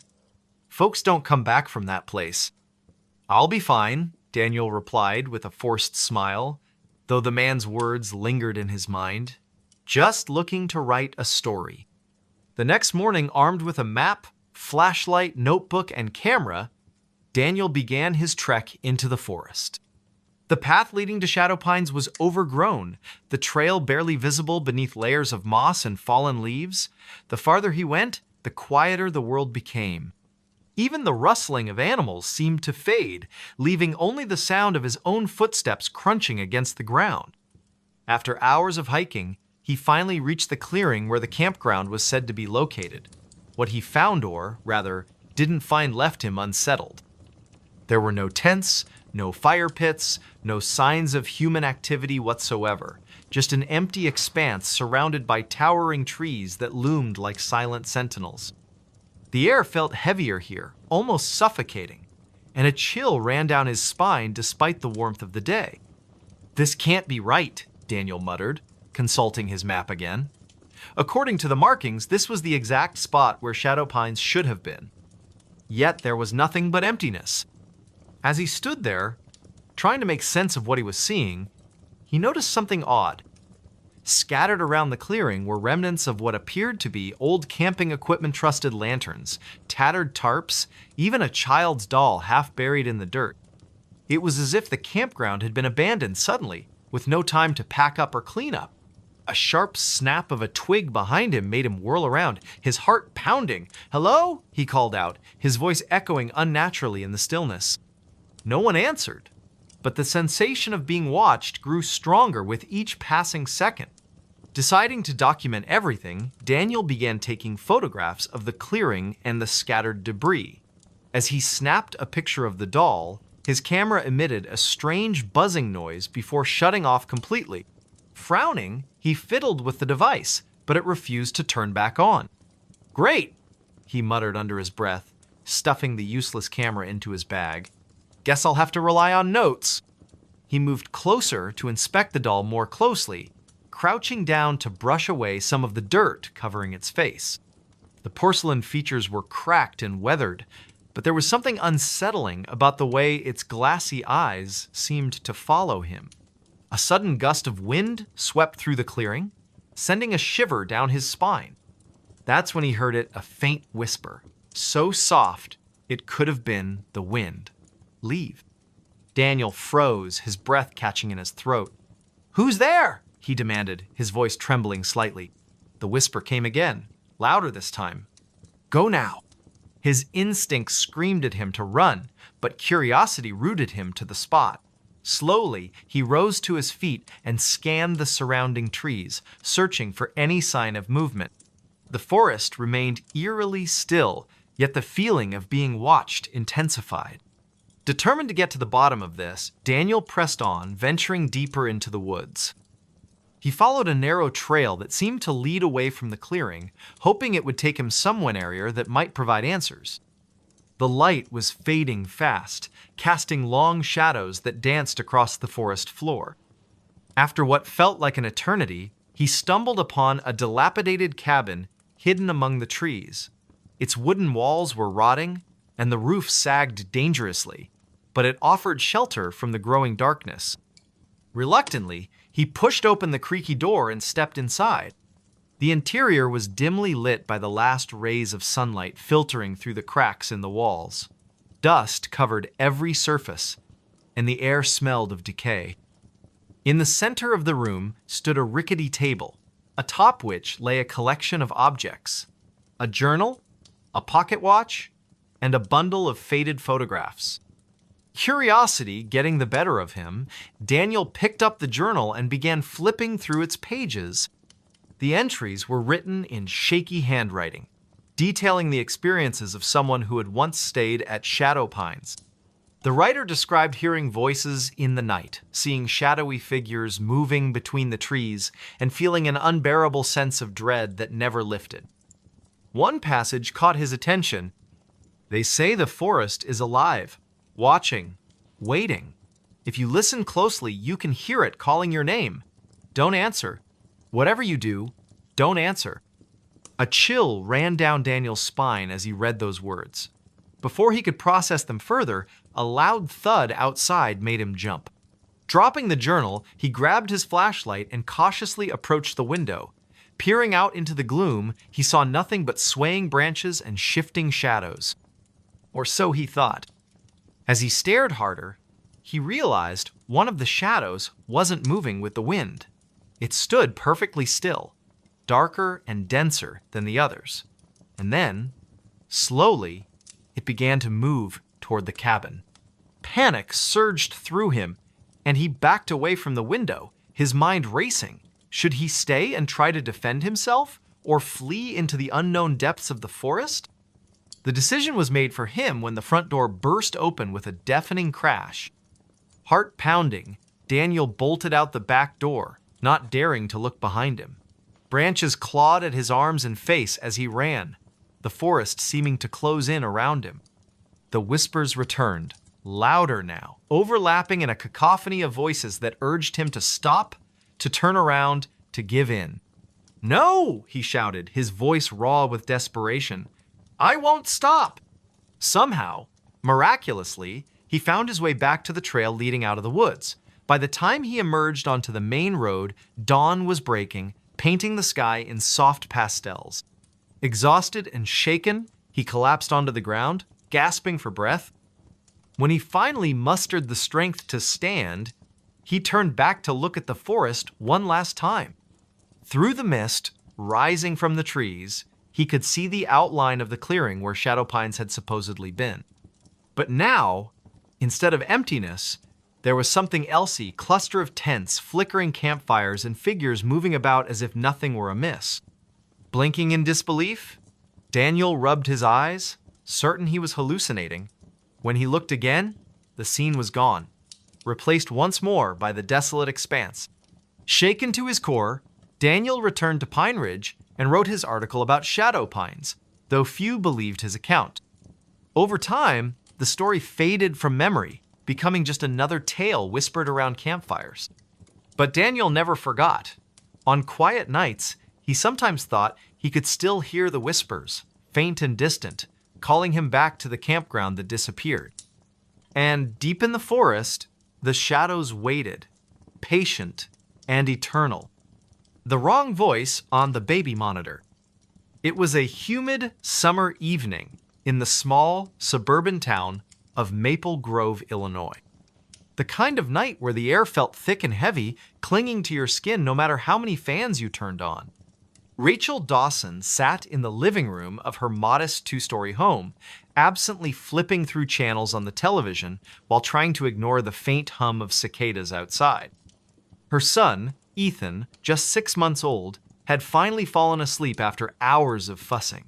She cherished these rare moments of quiet, even if they were fleeting. On the coffee table beside her sat the baby monitor, its green light blinking steadily to indicate it was active. The device was one of those high-tech models with both audio and video capabilities, though Rachel rarely used the video feature unless she needed to check on Ethan during particularly restless nights. Tonight, however, she kept the screen off, relying solely on the sound to reassure herself that all was well upstairs. At first, the only noise coming from the monitor was the soft, rhythmic breathing of her sleeping child. Rachel leaned back into the couch, letting out a sigh of relief as she allowed herself to relax for the first time all day. But then, something changed. A faint rustling sound came through the speaker so subtle at first that she almost dismissed it as static or interference. She sat up straighter, straining to listen.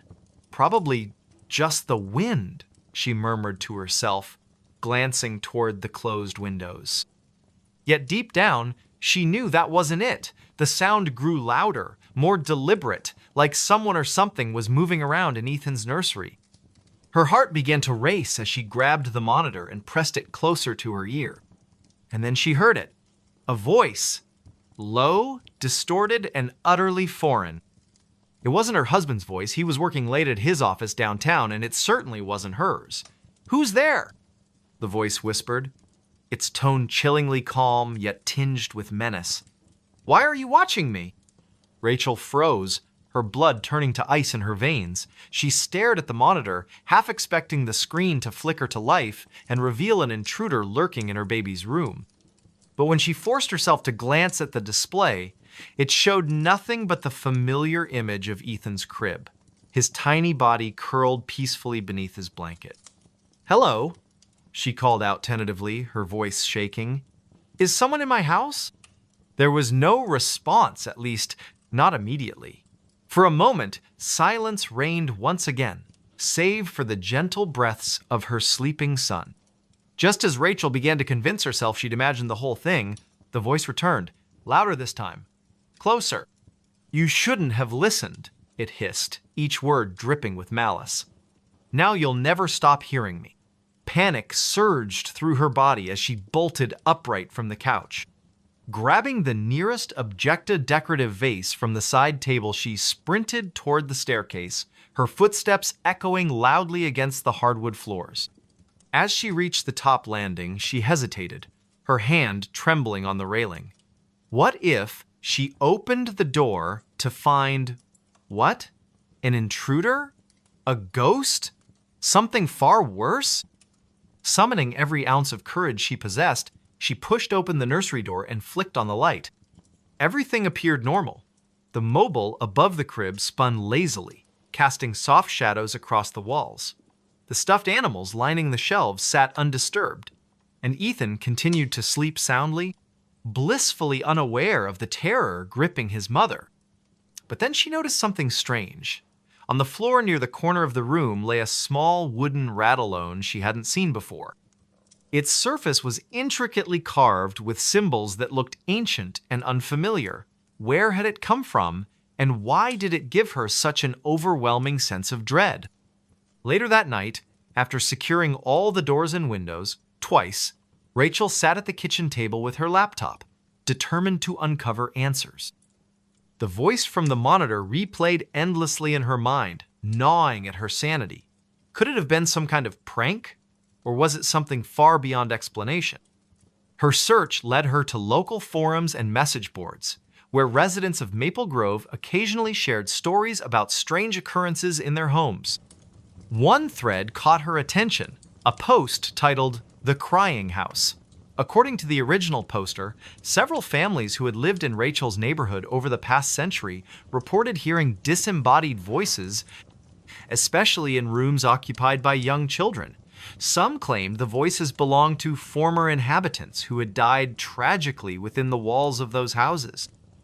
Others suggested the land itself was cursed, haunted by spirits tied to the area's Native American history. As Rachel scrolled further, she found comments from people claiming to know specific details about her street. One commenter mentioned a family named Miller who had lived in her exact house decades earlier. Their youngest child, a boy named Timothy, had disappeared under mysterious circumstances. No trace of him was ever found, and the case remained unsolved. A chill ran down Rachel's spine as she read the final comment on the thread. "If you hear him calling, don't respond. He doesn't want help. He wants company." The next morning, Rachel decided to visit the local library to dig deeper into the history of her home. The librarian, a kindly older woman named Mrs. Peterson, greeted her warmly and offered assistance when Rachel explained her research goals.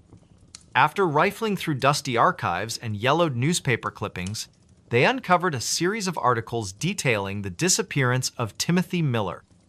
According to the reports, Timothy had been playing in his backyard one afternoon when he vanished without a trace.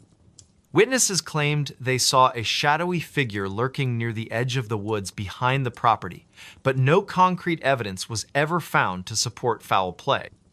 Over time, rumors circulated that Timothy's spirit still wandered the house, searching for closure, perhaps revenge. Mrs. Peterson leaned in closer, lowering her voice to a whisper. "People say the Millers tried everything to contact him," she said solemnly. "Psychics, seances, even exorcisms. Nothing worked. Eventually, they moved away, convinced the house was cursed." Rachel thanked the librarian and left the building feeling more uneasy than ever. If the voice on the monitor truly belonged to Timothy or whatever remained of him, what did it mean for her and Ethan? That evening, Rachel installed extra locks on all the doors and set up motion-activated cameras around the perimeter of the house. She also kept the baby monitor close at hand, refusing to let it out of her sight. Despite her precautions, the voice returned. This time, it spoke directly to Ethan. "Come play with me," it cooed, its tone deceptively sweet. "We'll have so much fun together." Rachel's heart nearly stopped as she rushed to the nursery, finding her son wide awake and staring blankly at the wall. His expression was eerily calm, almost trance-like. When she picked him up, he didn't cry or squirm as usual, he simply gazed at her with unblinking eyes. Desperate for guidance, Rachel reached out to a friend who specialized in paranormal investigations. Mark Thompson arrived the following day armed with equipment designed to detect supernatural activity. Together, they conducted a thorough sweep of the house, focusing particularly on the nursery. To their astonishment, the devices registered significant anomalies, cold spots, electromagnetic fluctuations, and faint whispers that seemed to emanate from nowhere. Mark warned Rachel that whatever presence lingered in her home was intelligent and potentially dangerous. "It knows you're onto it," he said gravely. "Be careful." Over the next few days, the disturbances escalated. Toys would move inexplicably across the floor. Lights flickered unpredictably, even when no one was home. And the voice on the monitor grew increasingly aggressive, taunting Rachel with cryptic messages meant to unsettle her. One night, unable to endure the torment any longer, Rachel decided to confront the entity head-on. Standing in the nursery with the baby monitor in hand, she addressed the empty space around her. "What do you want from us?" she demanded, her voice quivering despite her resolve. For a moment, there was silence.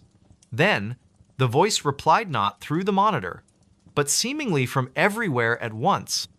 "He's mine now. You can't protect him forever." Tears streamed down Rachel's face as she clutched Ethan tightly to her chest. She realized then that staying in the house was no longer an option. Gathering their belongings, she fled with her son to stay with relatives in another state. Though the voice has since fallen silent, Rachel remains haunted by the memory of those nights. Every creak of the floorboards, every whisper of the wind reminds her of the wrong voice on the baby monitorand, the sinister force that sought to claim her child. He smiled from inside the closet, a tale of unrelenting fear. It was a damp, overcast afternoon in late November when Emily moved into her new apartment on the outskirts of Portland, Oregon. The building was old, its brick facade weathered by decades of rain and neglect, but the rent was affordable, and she needed a fresh start after leaving her previous job in Seattle. She had always been drawn to older places, their creaky floors and peeling wallpaper imbued with stories of lives long past. Yet, as she carried the last box through the front door, she couldn't shake the feeling that something about this particular apartment wasn't quite right. The unit itself was Modesta single bedroom, a small kitchenette, and a living room just large enough for her secondhand couch and coffee table. The walls were painted a faded cream color, and the hardwood floors groaned underfoot with every step. Despite the dim lighting filtering through the grimy windows, there was an undeniable charm to the spaceor, so she tried to convince herself. But it was the closet in the bedroom that caught her attention first. It was narrow and shallow, barely big enough to hang more than a few outfits, but something about it seemed off. As she unpacked her belongings, Emily found herself glancing at the closet door repeatedly, her unease growing with each passing hour. The wood paneling was scratched and warped, the brass handle tarnished with age. She told herself it was just her imagination playing tricks on her, the result of too many horror movies watched during sleepless nights. Still, she couldn't resist testing the door, pulling it open to reveal the cramped interior. Empty hangers swayed gently, though she hadn't touched them, and the faint smell of mildew lingered in the air. Shaking her head, she closed the door firmly and returned to her task. By evening, the rain had begun to fall, tapping softly against the window panes as twilight settled over the city. Emily sat cross-legged on the floor, sorting through a box of books and photographs, her mind drifting back to memories of her childhood home in Montana. The rhythmic patter of raindrops lulled her into a sense of calm, and for a moment, she almost forgot about the nagging discomfort the closet had stirred earlier. Almost. Then, just as she reached for another stack of papers, she heard a soft click, like the sound of a latch being released. Her fingers froze mid-motion, and she turned her head slowly toward the closet. The door stood slightly ajar, though she was certain she had closed it tightly before sitting down. "Probably just the wind," she murmured, forcing a nervous laugh. She rose to her feet and walked over to the closet, her socks whispering against the floorboards. With a deep breath, she pushed the door shut again, making sure it latched securely. Back on the floor, she resumed her unpacking, but the incident left her unsettled. Every few minutes, she glanced up at the closet, half expecting it to swing open once more. When nothing happened, she began to relax, chalking it up to the quirks of an aging building.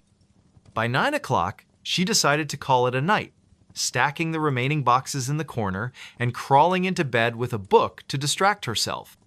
The hours slipped by unnoticed until she finally turned off the lamp beside her bed. Darkness enveloped the room, broken only by the faint glow of the streetlights outside. As she lay there listening to the steady rhythm of the rain, she felt her eyelids grow heavy. Sleep came quickly, wrapping her in its comforting embrace. Or so she thought. Sometime later, she woke with a start, her heart pounding wildly in her chest. At first, she wasn't sure what had roused her there. There was no noise, no movement, just an oppressive silence that seemed to press down on her like a weight. Then, out of the corner of her eye, she saw it. A sliver of darkness where none should have been the closet door was open again. Emily sat bolt upright, her pulse racing. The room was pitch black, save for the pale light streaming through the window, casting eerie shadows across the walls. She stared at the closet, willing herself to believe it was just her imagination. After all, doors could open accidentally, couldn't they? Maybe the latch was faulty. Maybe. And then she saw it. A flicker of movement inside the closet, so subtle she almost missed it. Something shifted in the shadows, just beyond the reach of the light. Her breath hitched in her throat as she strained to see more clearly. Was someone in there? Had someone broken in while she slept? Summoning every ounce of courage, she reached for the lamp on her bedside table and switched it on. The sudden brightness illuminated the room, revealing the closet's empty interior. Nothing stirred within its confines, no sign of an intruder or anything out of place. Relief washed over her, followed immediately by confusion. If no one was there, why did she feel so uneasy? She climbed out of bed and approached the closet cautiously, her bare feet cold against the wooden floor. Reaching out, she pulled the door shut once more, ensuring it clicked firmly into place. As she turned to go back to bed, however, she heard a low, muffled chuckle emanating from behind her. It was soft, almost imperceptible, but unmistakably human.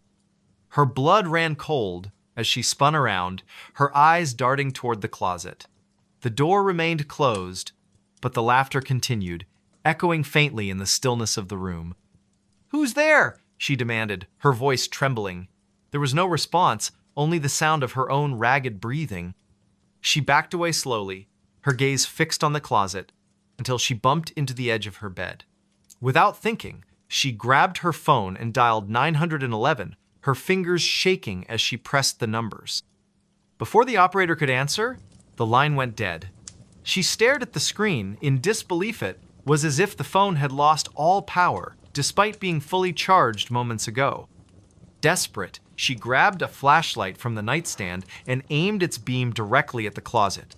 The light revealed nothing unusual, yet the laughter persisted, growing louder and more distinct. It wasn't mocking or cruel. Instead, it carried an unsettling warmth, as though someone found genuine amusement in her terror. And then, just as suddenly as it had started, it stopped. Silence fell once more, heavier than before. Emily sank onto the edge of her bed, clutching the flashlight like a lifeline. Her mind raced with possibilities, none of which offered any comfort. Was she losing her mind? Was this some kind of prank? Or was something truly haunting her new home? Unable to stay in the room any longer, she retreated to the living room, curling up on the couch with a blanket wrapped tightly around her shoulders.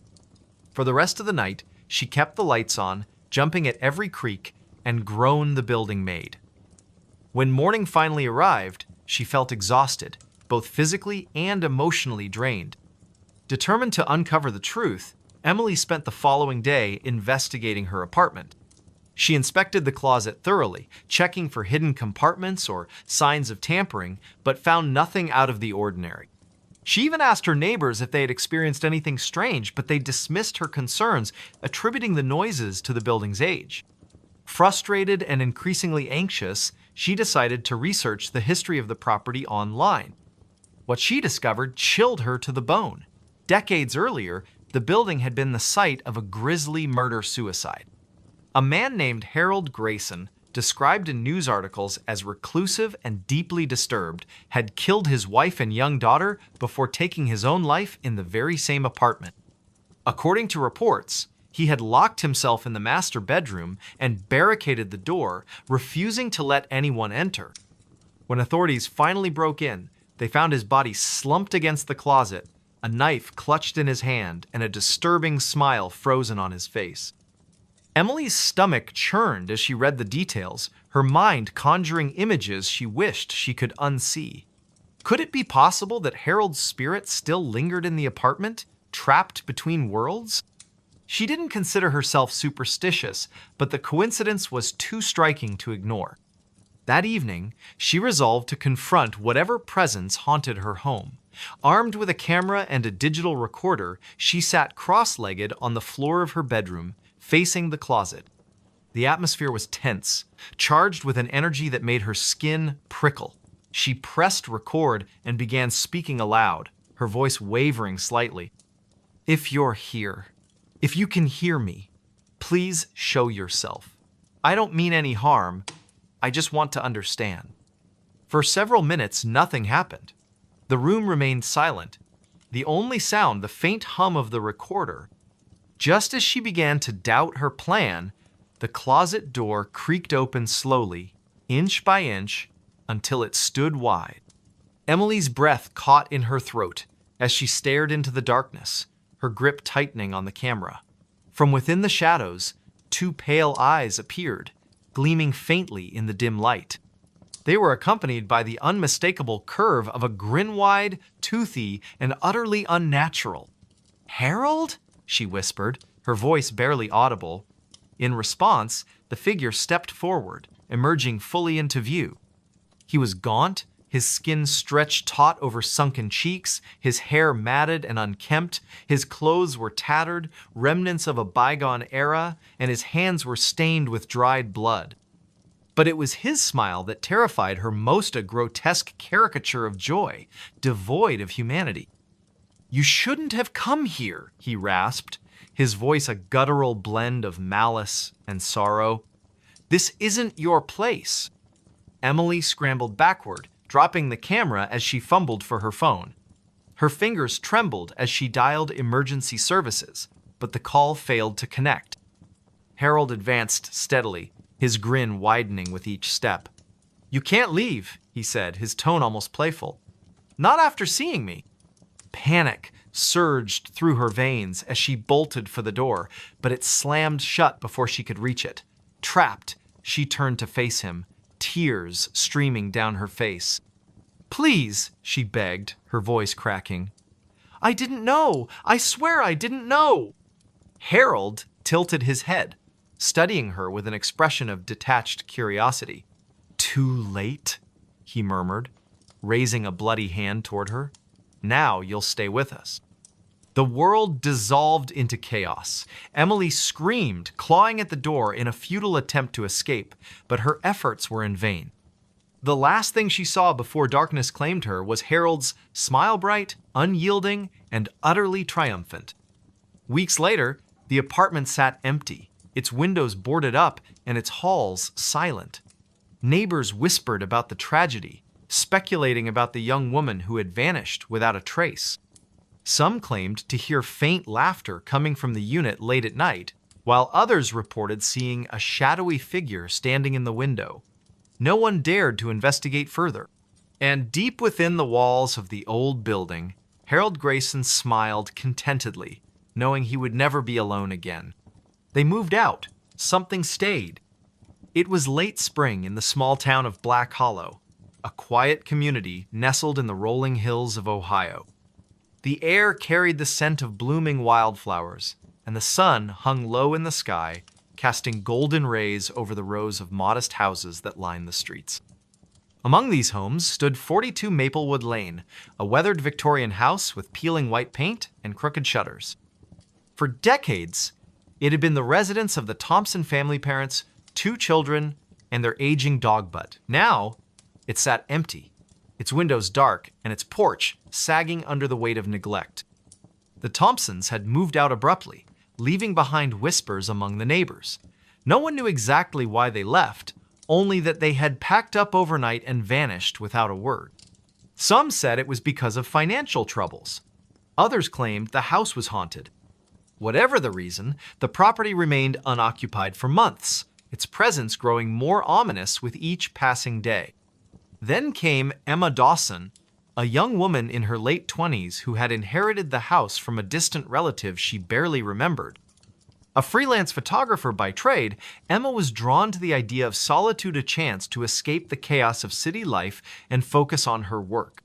She arrived at the house one cloudy afternoon, her car loaded with boxes and camera equipment. As she stepped out of the vehicle, she couldn't shake the feeling that something about the place felt off. The air seemed heavier here, the silence almost oppressive. Still, she reminded herself that old houses often had quirks, and this one would be no different. "It's just an old house," she muttered under her breath, though her voice lacked conviction. "Nothing to worry about." Unlocking the front door, Emma stepped inside, her footsteps echoing on the creaky wooden floors. The interior was dim, the sunlight filtering weakly through dusty curtains. Cobwebs clung to the corners of the ceiling, and a thin layer of grime coated every surface. Boxes were stacked haphazardly in the living room, remnants of the previous owner's hasty departure. Emma set down her bag and began unpacking, determined to make the space livable. As she worked, she noticed strange details about the house scratches on the walls that looked too deliberate to be accidental, faint scorch marks on the carpet, and a peculiar odor that lingered despite her efforts to air out the rooms. By nightfall, she had made some progress, but exhaustion crept in quickly. Deciding to call it a night, she lit a few candles and settled onto the couch with a cup of tea. Outside, the wind howled through the trees, rattling the loose shutters and sending shadows dancing across the walls. That's when she heard the first sound that would haunt her nights to come. A soft thud came from upstairs, followed by the unmistakable creak of floorboards. Emma froze, her teacup halfway to her lips. "Hello?" she called out, her voice trembling slightly. No response. She told herself it was probably just the house settling, but the unease gnawing at her stomach wouldn't subside. Setting aside her tea, she grabbed a flashlight and cautiously climbed the staircase. Each step groaned beneath her weight, amplifying the tension coiling in her chest. At the top, she found herself facing a long hallway lined with closed doors.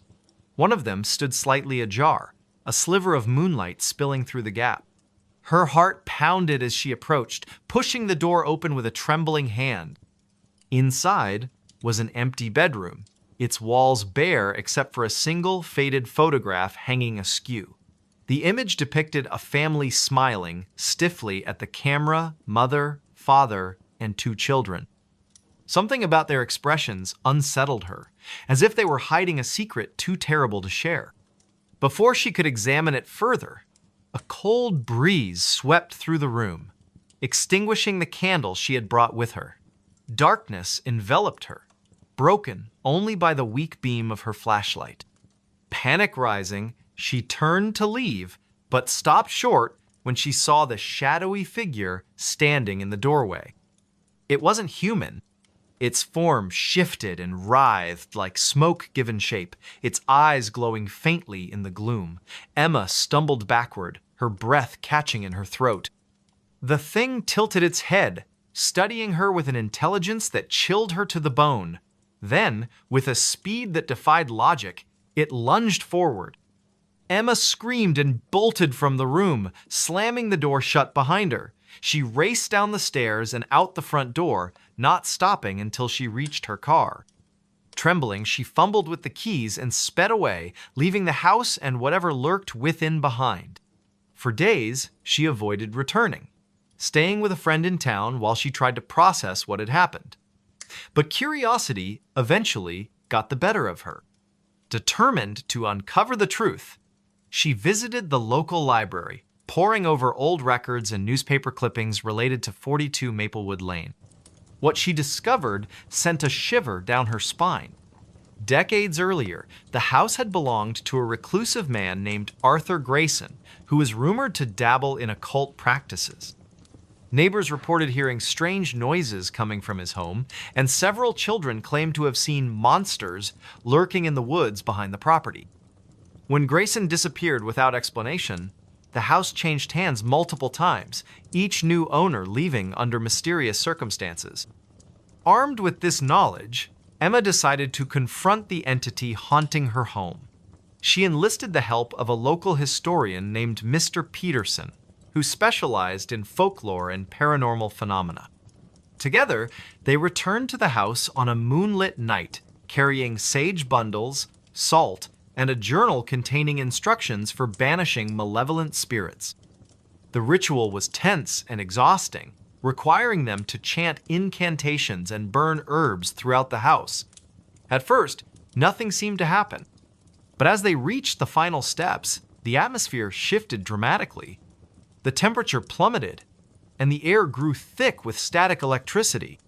Shadows swirled around them, taking on grotesque shapes before dissolving into nothingness. Suddenly, a deafening roar filled the house, shaking the very foundation. The lights flickered violently, then went out completely. In the darkness, Emma felt a presence looming over her, its malice palpable. She clutched the journal tightly, reciting the final words of the incantation with all the strength she could muster. And then, silence. When the power returned moments later, the oppressive energy that had plagued the house was gone.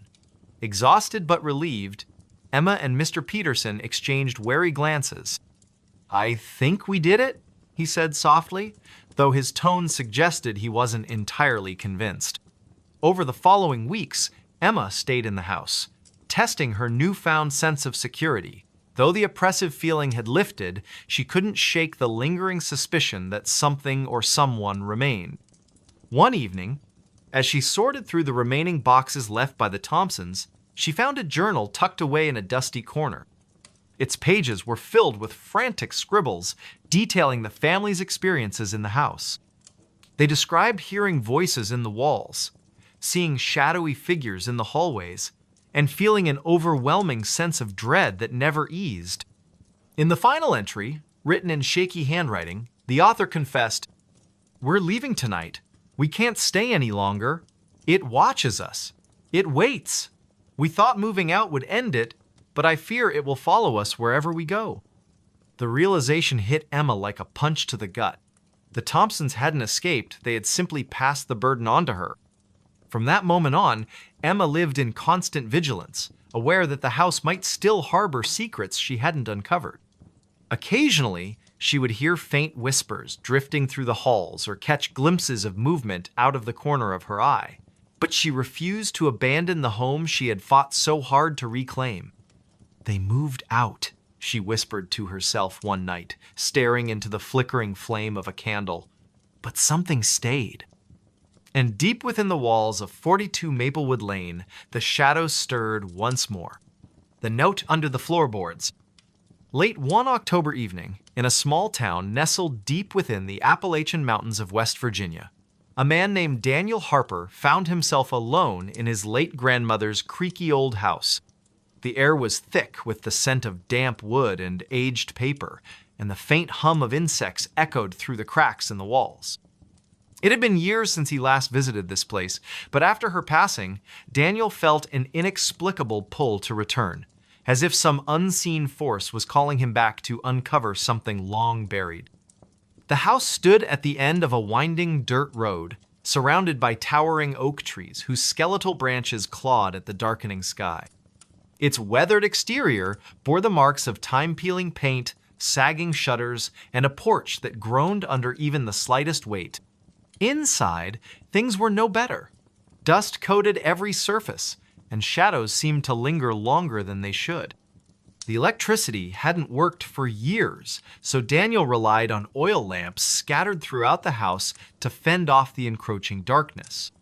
It was during his second night there that it happened. Daniel had decided to clean out the attic, a task he'd been avoiding since arriving. As he shuffled through boxes filled with yellowed photographs and forgotten trinkets, he noticed a loose floorboard near the far corner of the room. At first, he thought nothing of it, just another sign of the house's decay, but curiosity got the better of him. Kneeling down, he pried the warped plank up with a crowbar he'd brought along. Beneath the board lay a single sheet of paper, folded neatly into quarters. His heart thudded in his chest as he picked it up, the texture rough against his fingertips. Unfolding it revealed handwriting scrawled in faded ink, the letters shaky yet deliberate. The note read, "If you've found this, then I am already gone. They are here watching from the woods. Do not trust them. Burn the house before it spreads further." A chill ran down Daniel's spine as he stared at the cryptic message. Who wrote this? And what did they mean by they? He tried to shake off the unease settling over him, telling himself it was probably just some prank left behind by a mischievous relative decades ago. But deep down, he couldn't ignore the gnawing feeling that something wasn't right. That night, sleep eluded him. Every creak of the house sounded louder, every shadow darker. Around midnight, he heard a soft tapping coming from somewhere below. At first, he convinced himself it was just the wind rattling the windows or branches brushing against the siding. But when the sound grew more insistent, almost rhythmic, he knew it wasn't natural. Gripping the flashlight tightly, Daniel descended the narrow staircase leading to the main floor. The beam of light cut through the oppressive gloom, revealing empty rooms and cobwebbed corners. The tapping led him to the living room, where the source seemed to emanate from beneath the floorboards. His pulse quickened as he knelt down and examined the wooden planks. One of them shifted slightly when he pressed on it, revealing another hidden compartment. Inside, he found another note, identical in appearance to the first. This one read, "You shouldn't have come back. Leave while you still can. Once they know you're here, there will be no escape." Panic bubbled up inside him, but he forced himself to stay calm. "This is ridiculous," he muttered aloud, trying to reassure himself. "Just someone messing with me." Yet, as he stood there in the dim light, he couldn't shake the sensation of being watched. Slowly, he turned toward the window and froze. Through the glass, barely visible in the moonlight, stood a figure cloaked in shadow. It didn't move, didn't make a sound, but its presence was undeniable. Daniel blinked, certain his eyes were playing tricks on him, but when he looked again, it was still there. Instinctively, he took a step back, knocking over a nearby lamp. The crash startled him, and by the time he regained his composure and peered outside once more, the figure was gone. The next morning, Daniel told himself it was all in his head. Sleep deprivation, combined with the eerie atmosphere of the house, must have conjured those hallucinations. Still, he couldn't bring himself to dismiss the notes entirely. Determined to get to the bottom of things, he began digging through his grandmother's belongings for answers. In a dusty trunk stored in the basement, he discovered a journal belonging to her. Flipping through its brittle pages, he learned about strange occurrences she documented over the years' disappearances in the surrounding woods, livestock mutilations, and whispers of a cult operating in secret. She mentioned seeing figures lurking outside the property line at night, always retreating into the forest whenever approached. One entry stood out above the rest. "They offered me a deal to leave the house untouched in exchange for silence. I refused. Now I fear they'll come for me next. If anything happens to me, destroy this place. Don't let them use it." Daniel's hands trembled as he closed the journal. Whatever his grandmother had encountered, it was real and dangerous. He resolved to burn the house down as instructed, but first, he needed proof. He couldn't risk looking like a lunatic to the authorities if he reported these events without evidence. That evening, armed with a camera and a renewed sense of purpose, Daniel ventured into the woods surrounding the property. The forest was eerily silent, save for the occasional rustle of leaves overhead. Every step felt heavier than the last, as though the ground itself resisted his intrusion.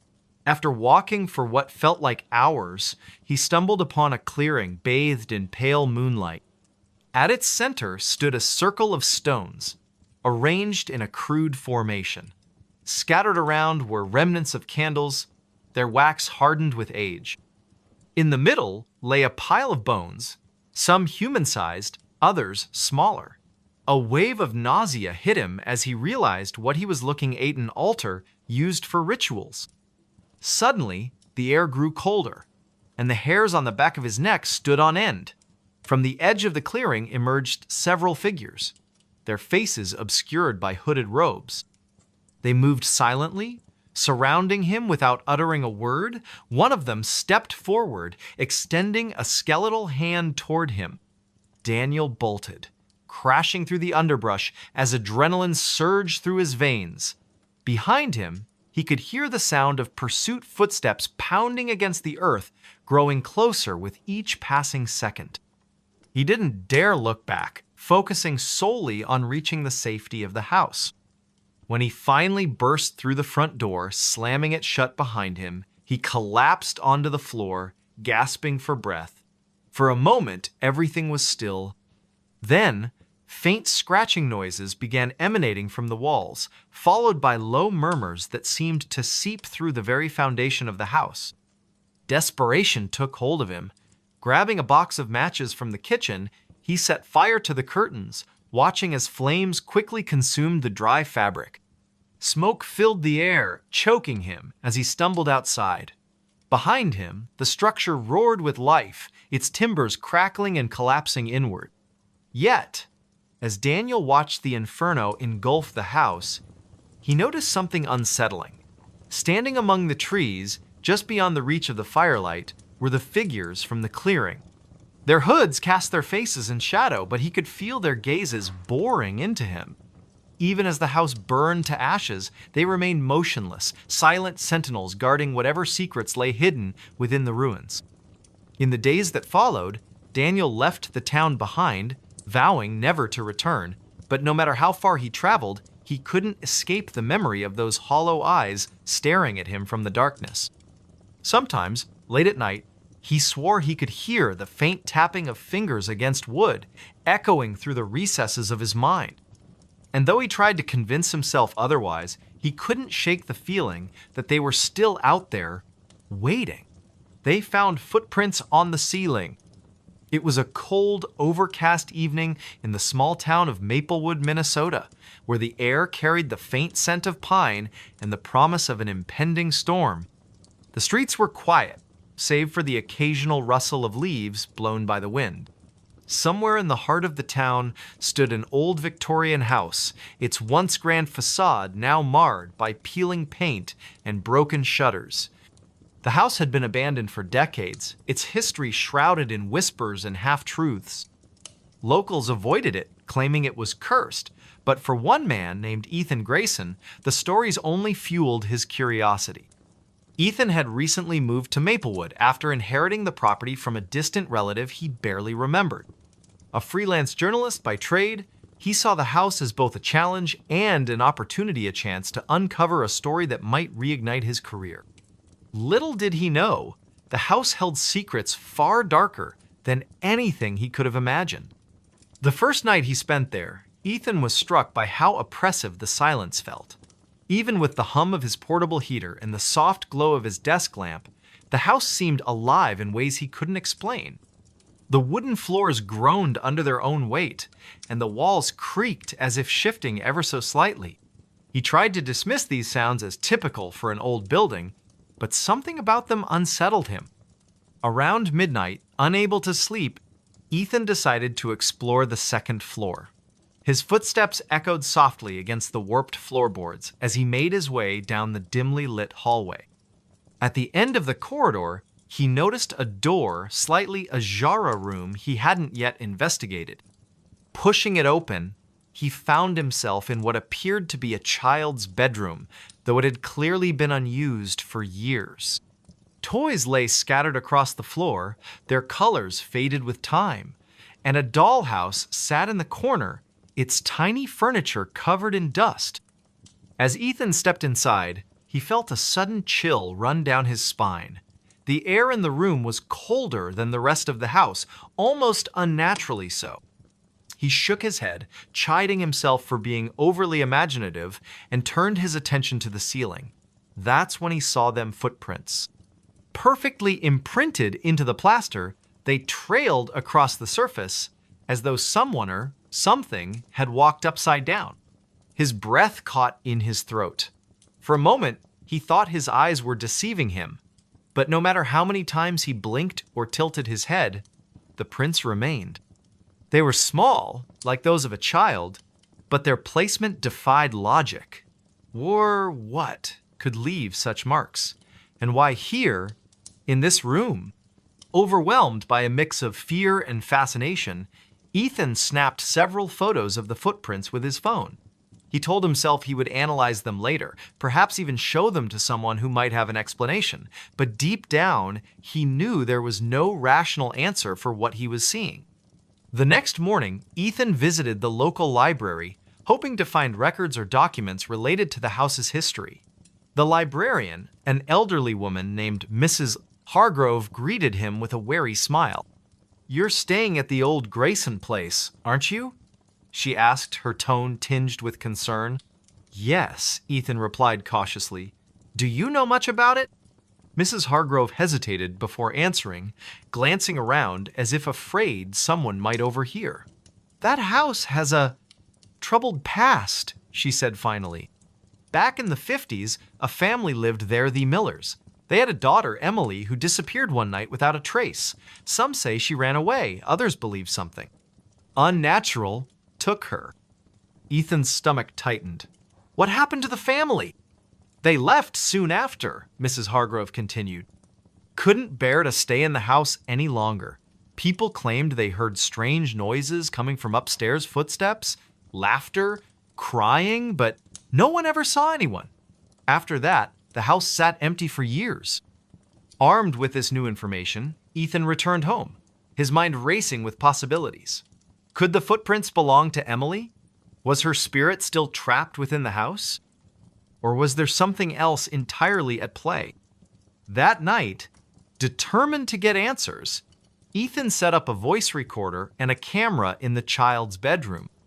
He positioned the equipment carefully, making sure to capture every angle of the room, then retreated to the hallway, leaving the door cracked open just enough to keep an eye on things. Hours passed uneventfully, lulling Ethan into a false sense of security. Just as he began to nod off, a loud thump jolted him awake. Heart pounding, he rushed back to the room and froze at the threshold. The footprints on the ceiling had multiplied, spreading out in chaotic patterns. Worse still, fresh scuff marks now marred the walls, as though something had clawed its way across the surface. A low, guttural growl emanated from the shadows, sending a shiver down Ethan's spine. He reached for the flashlight clipped to his belt, but before he could turn it on, the room plunged into darkness. The cameras and recorder went dead simultaneously, their screens blank and lifeless. "Who's there?" Ethan called out, his voice trembling despite his efforts to sound brave. There was no response, only the sound of heavy breathing growing louder and closer. Slowly, he backed away, his eyes straining to adjust to the pitch blackness. Then came the footsteps, not on the floor, but above him, moving deliberately across the ceiling. Each step resonated through the room, accompanied by a faint scraping noise that made Ethan's skin crawl. He stumbled backward, tripping over a forgotten toy and landing hard on the floor.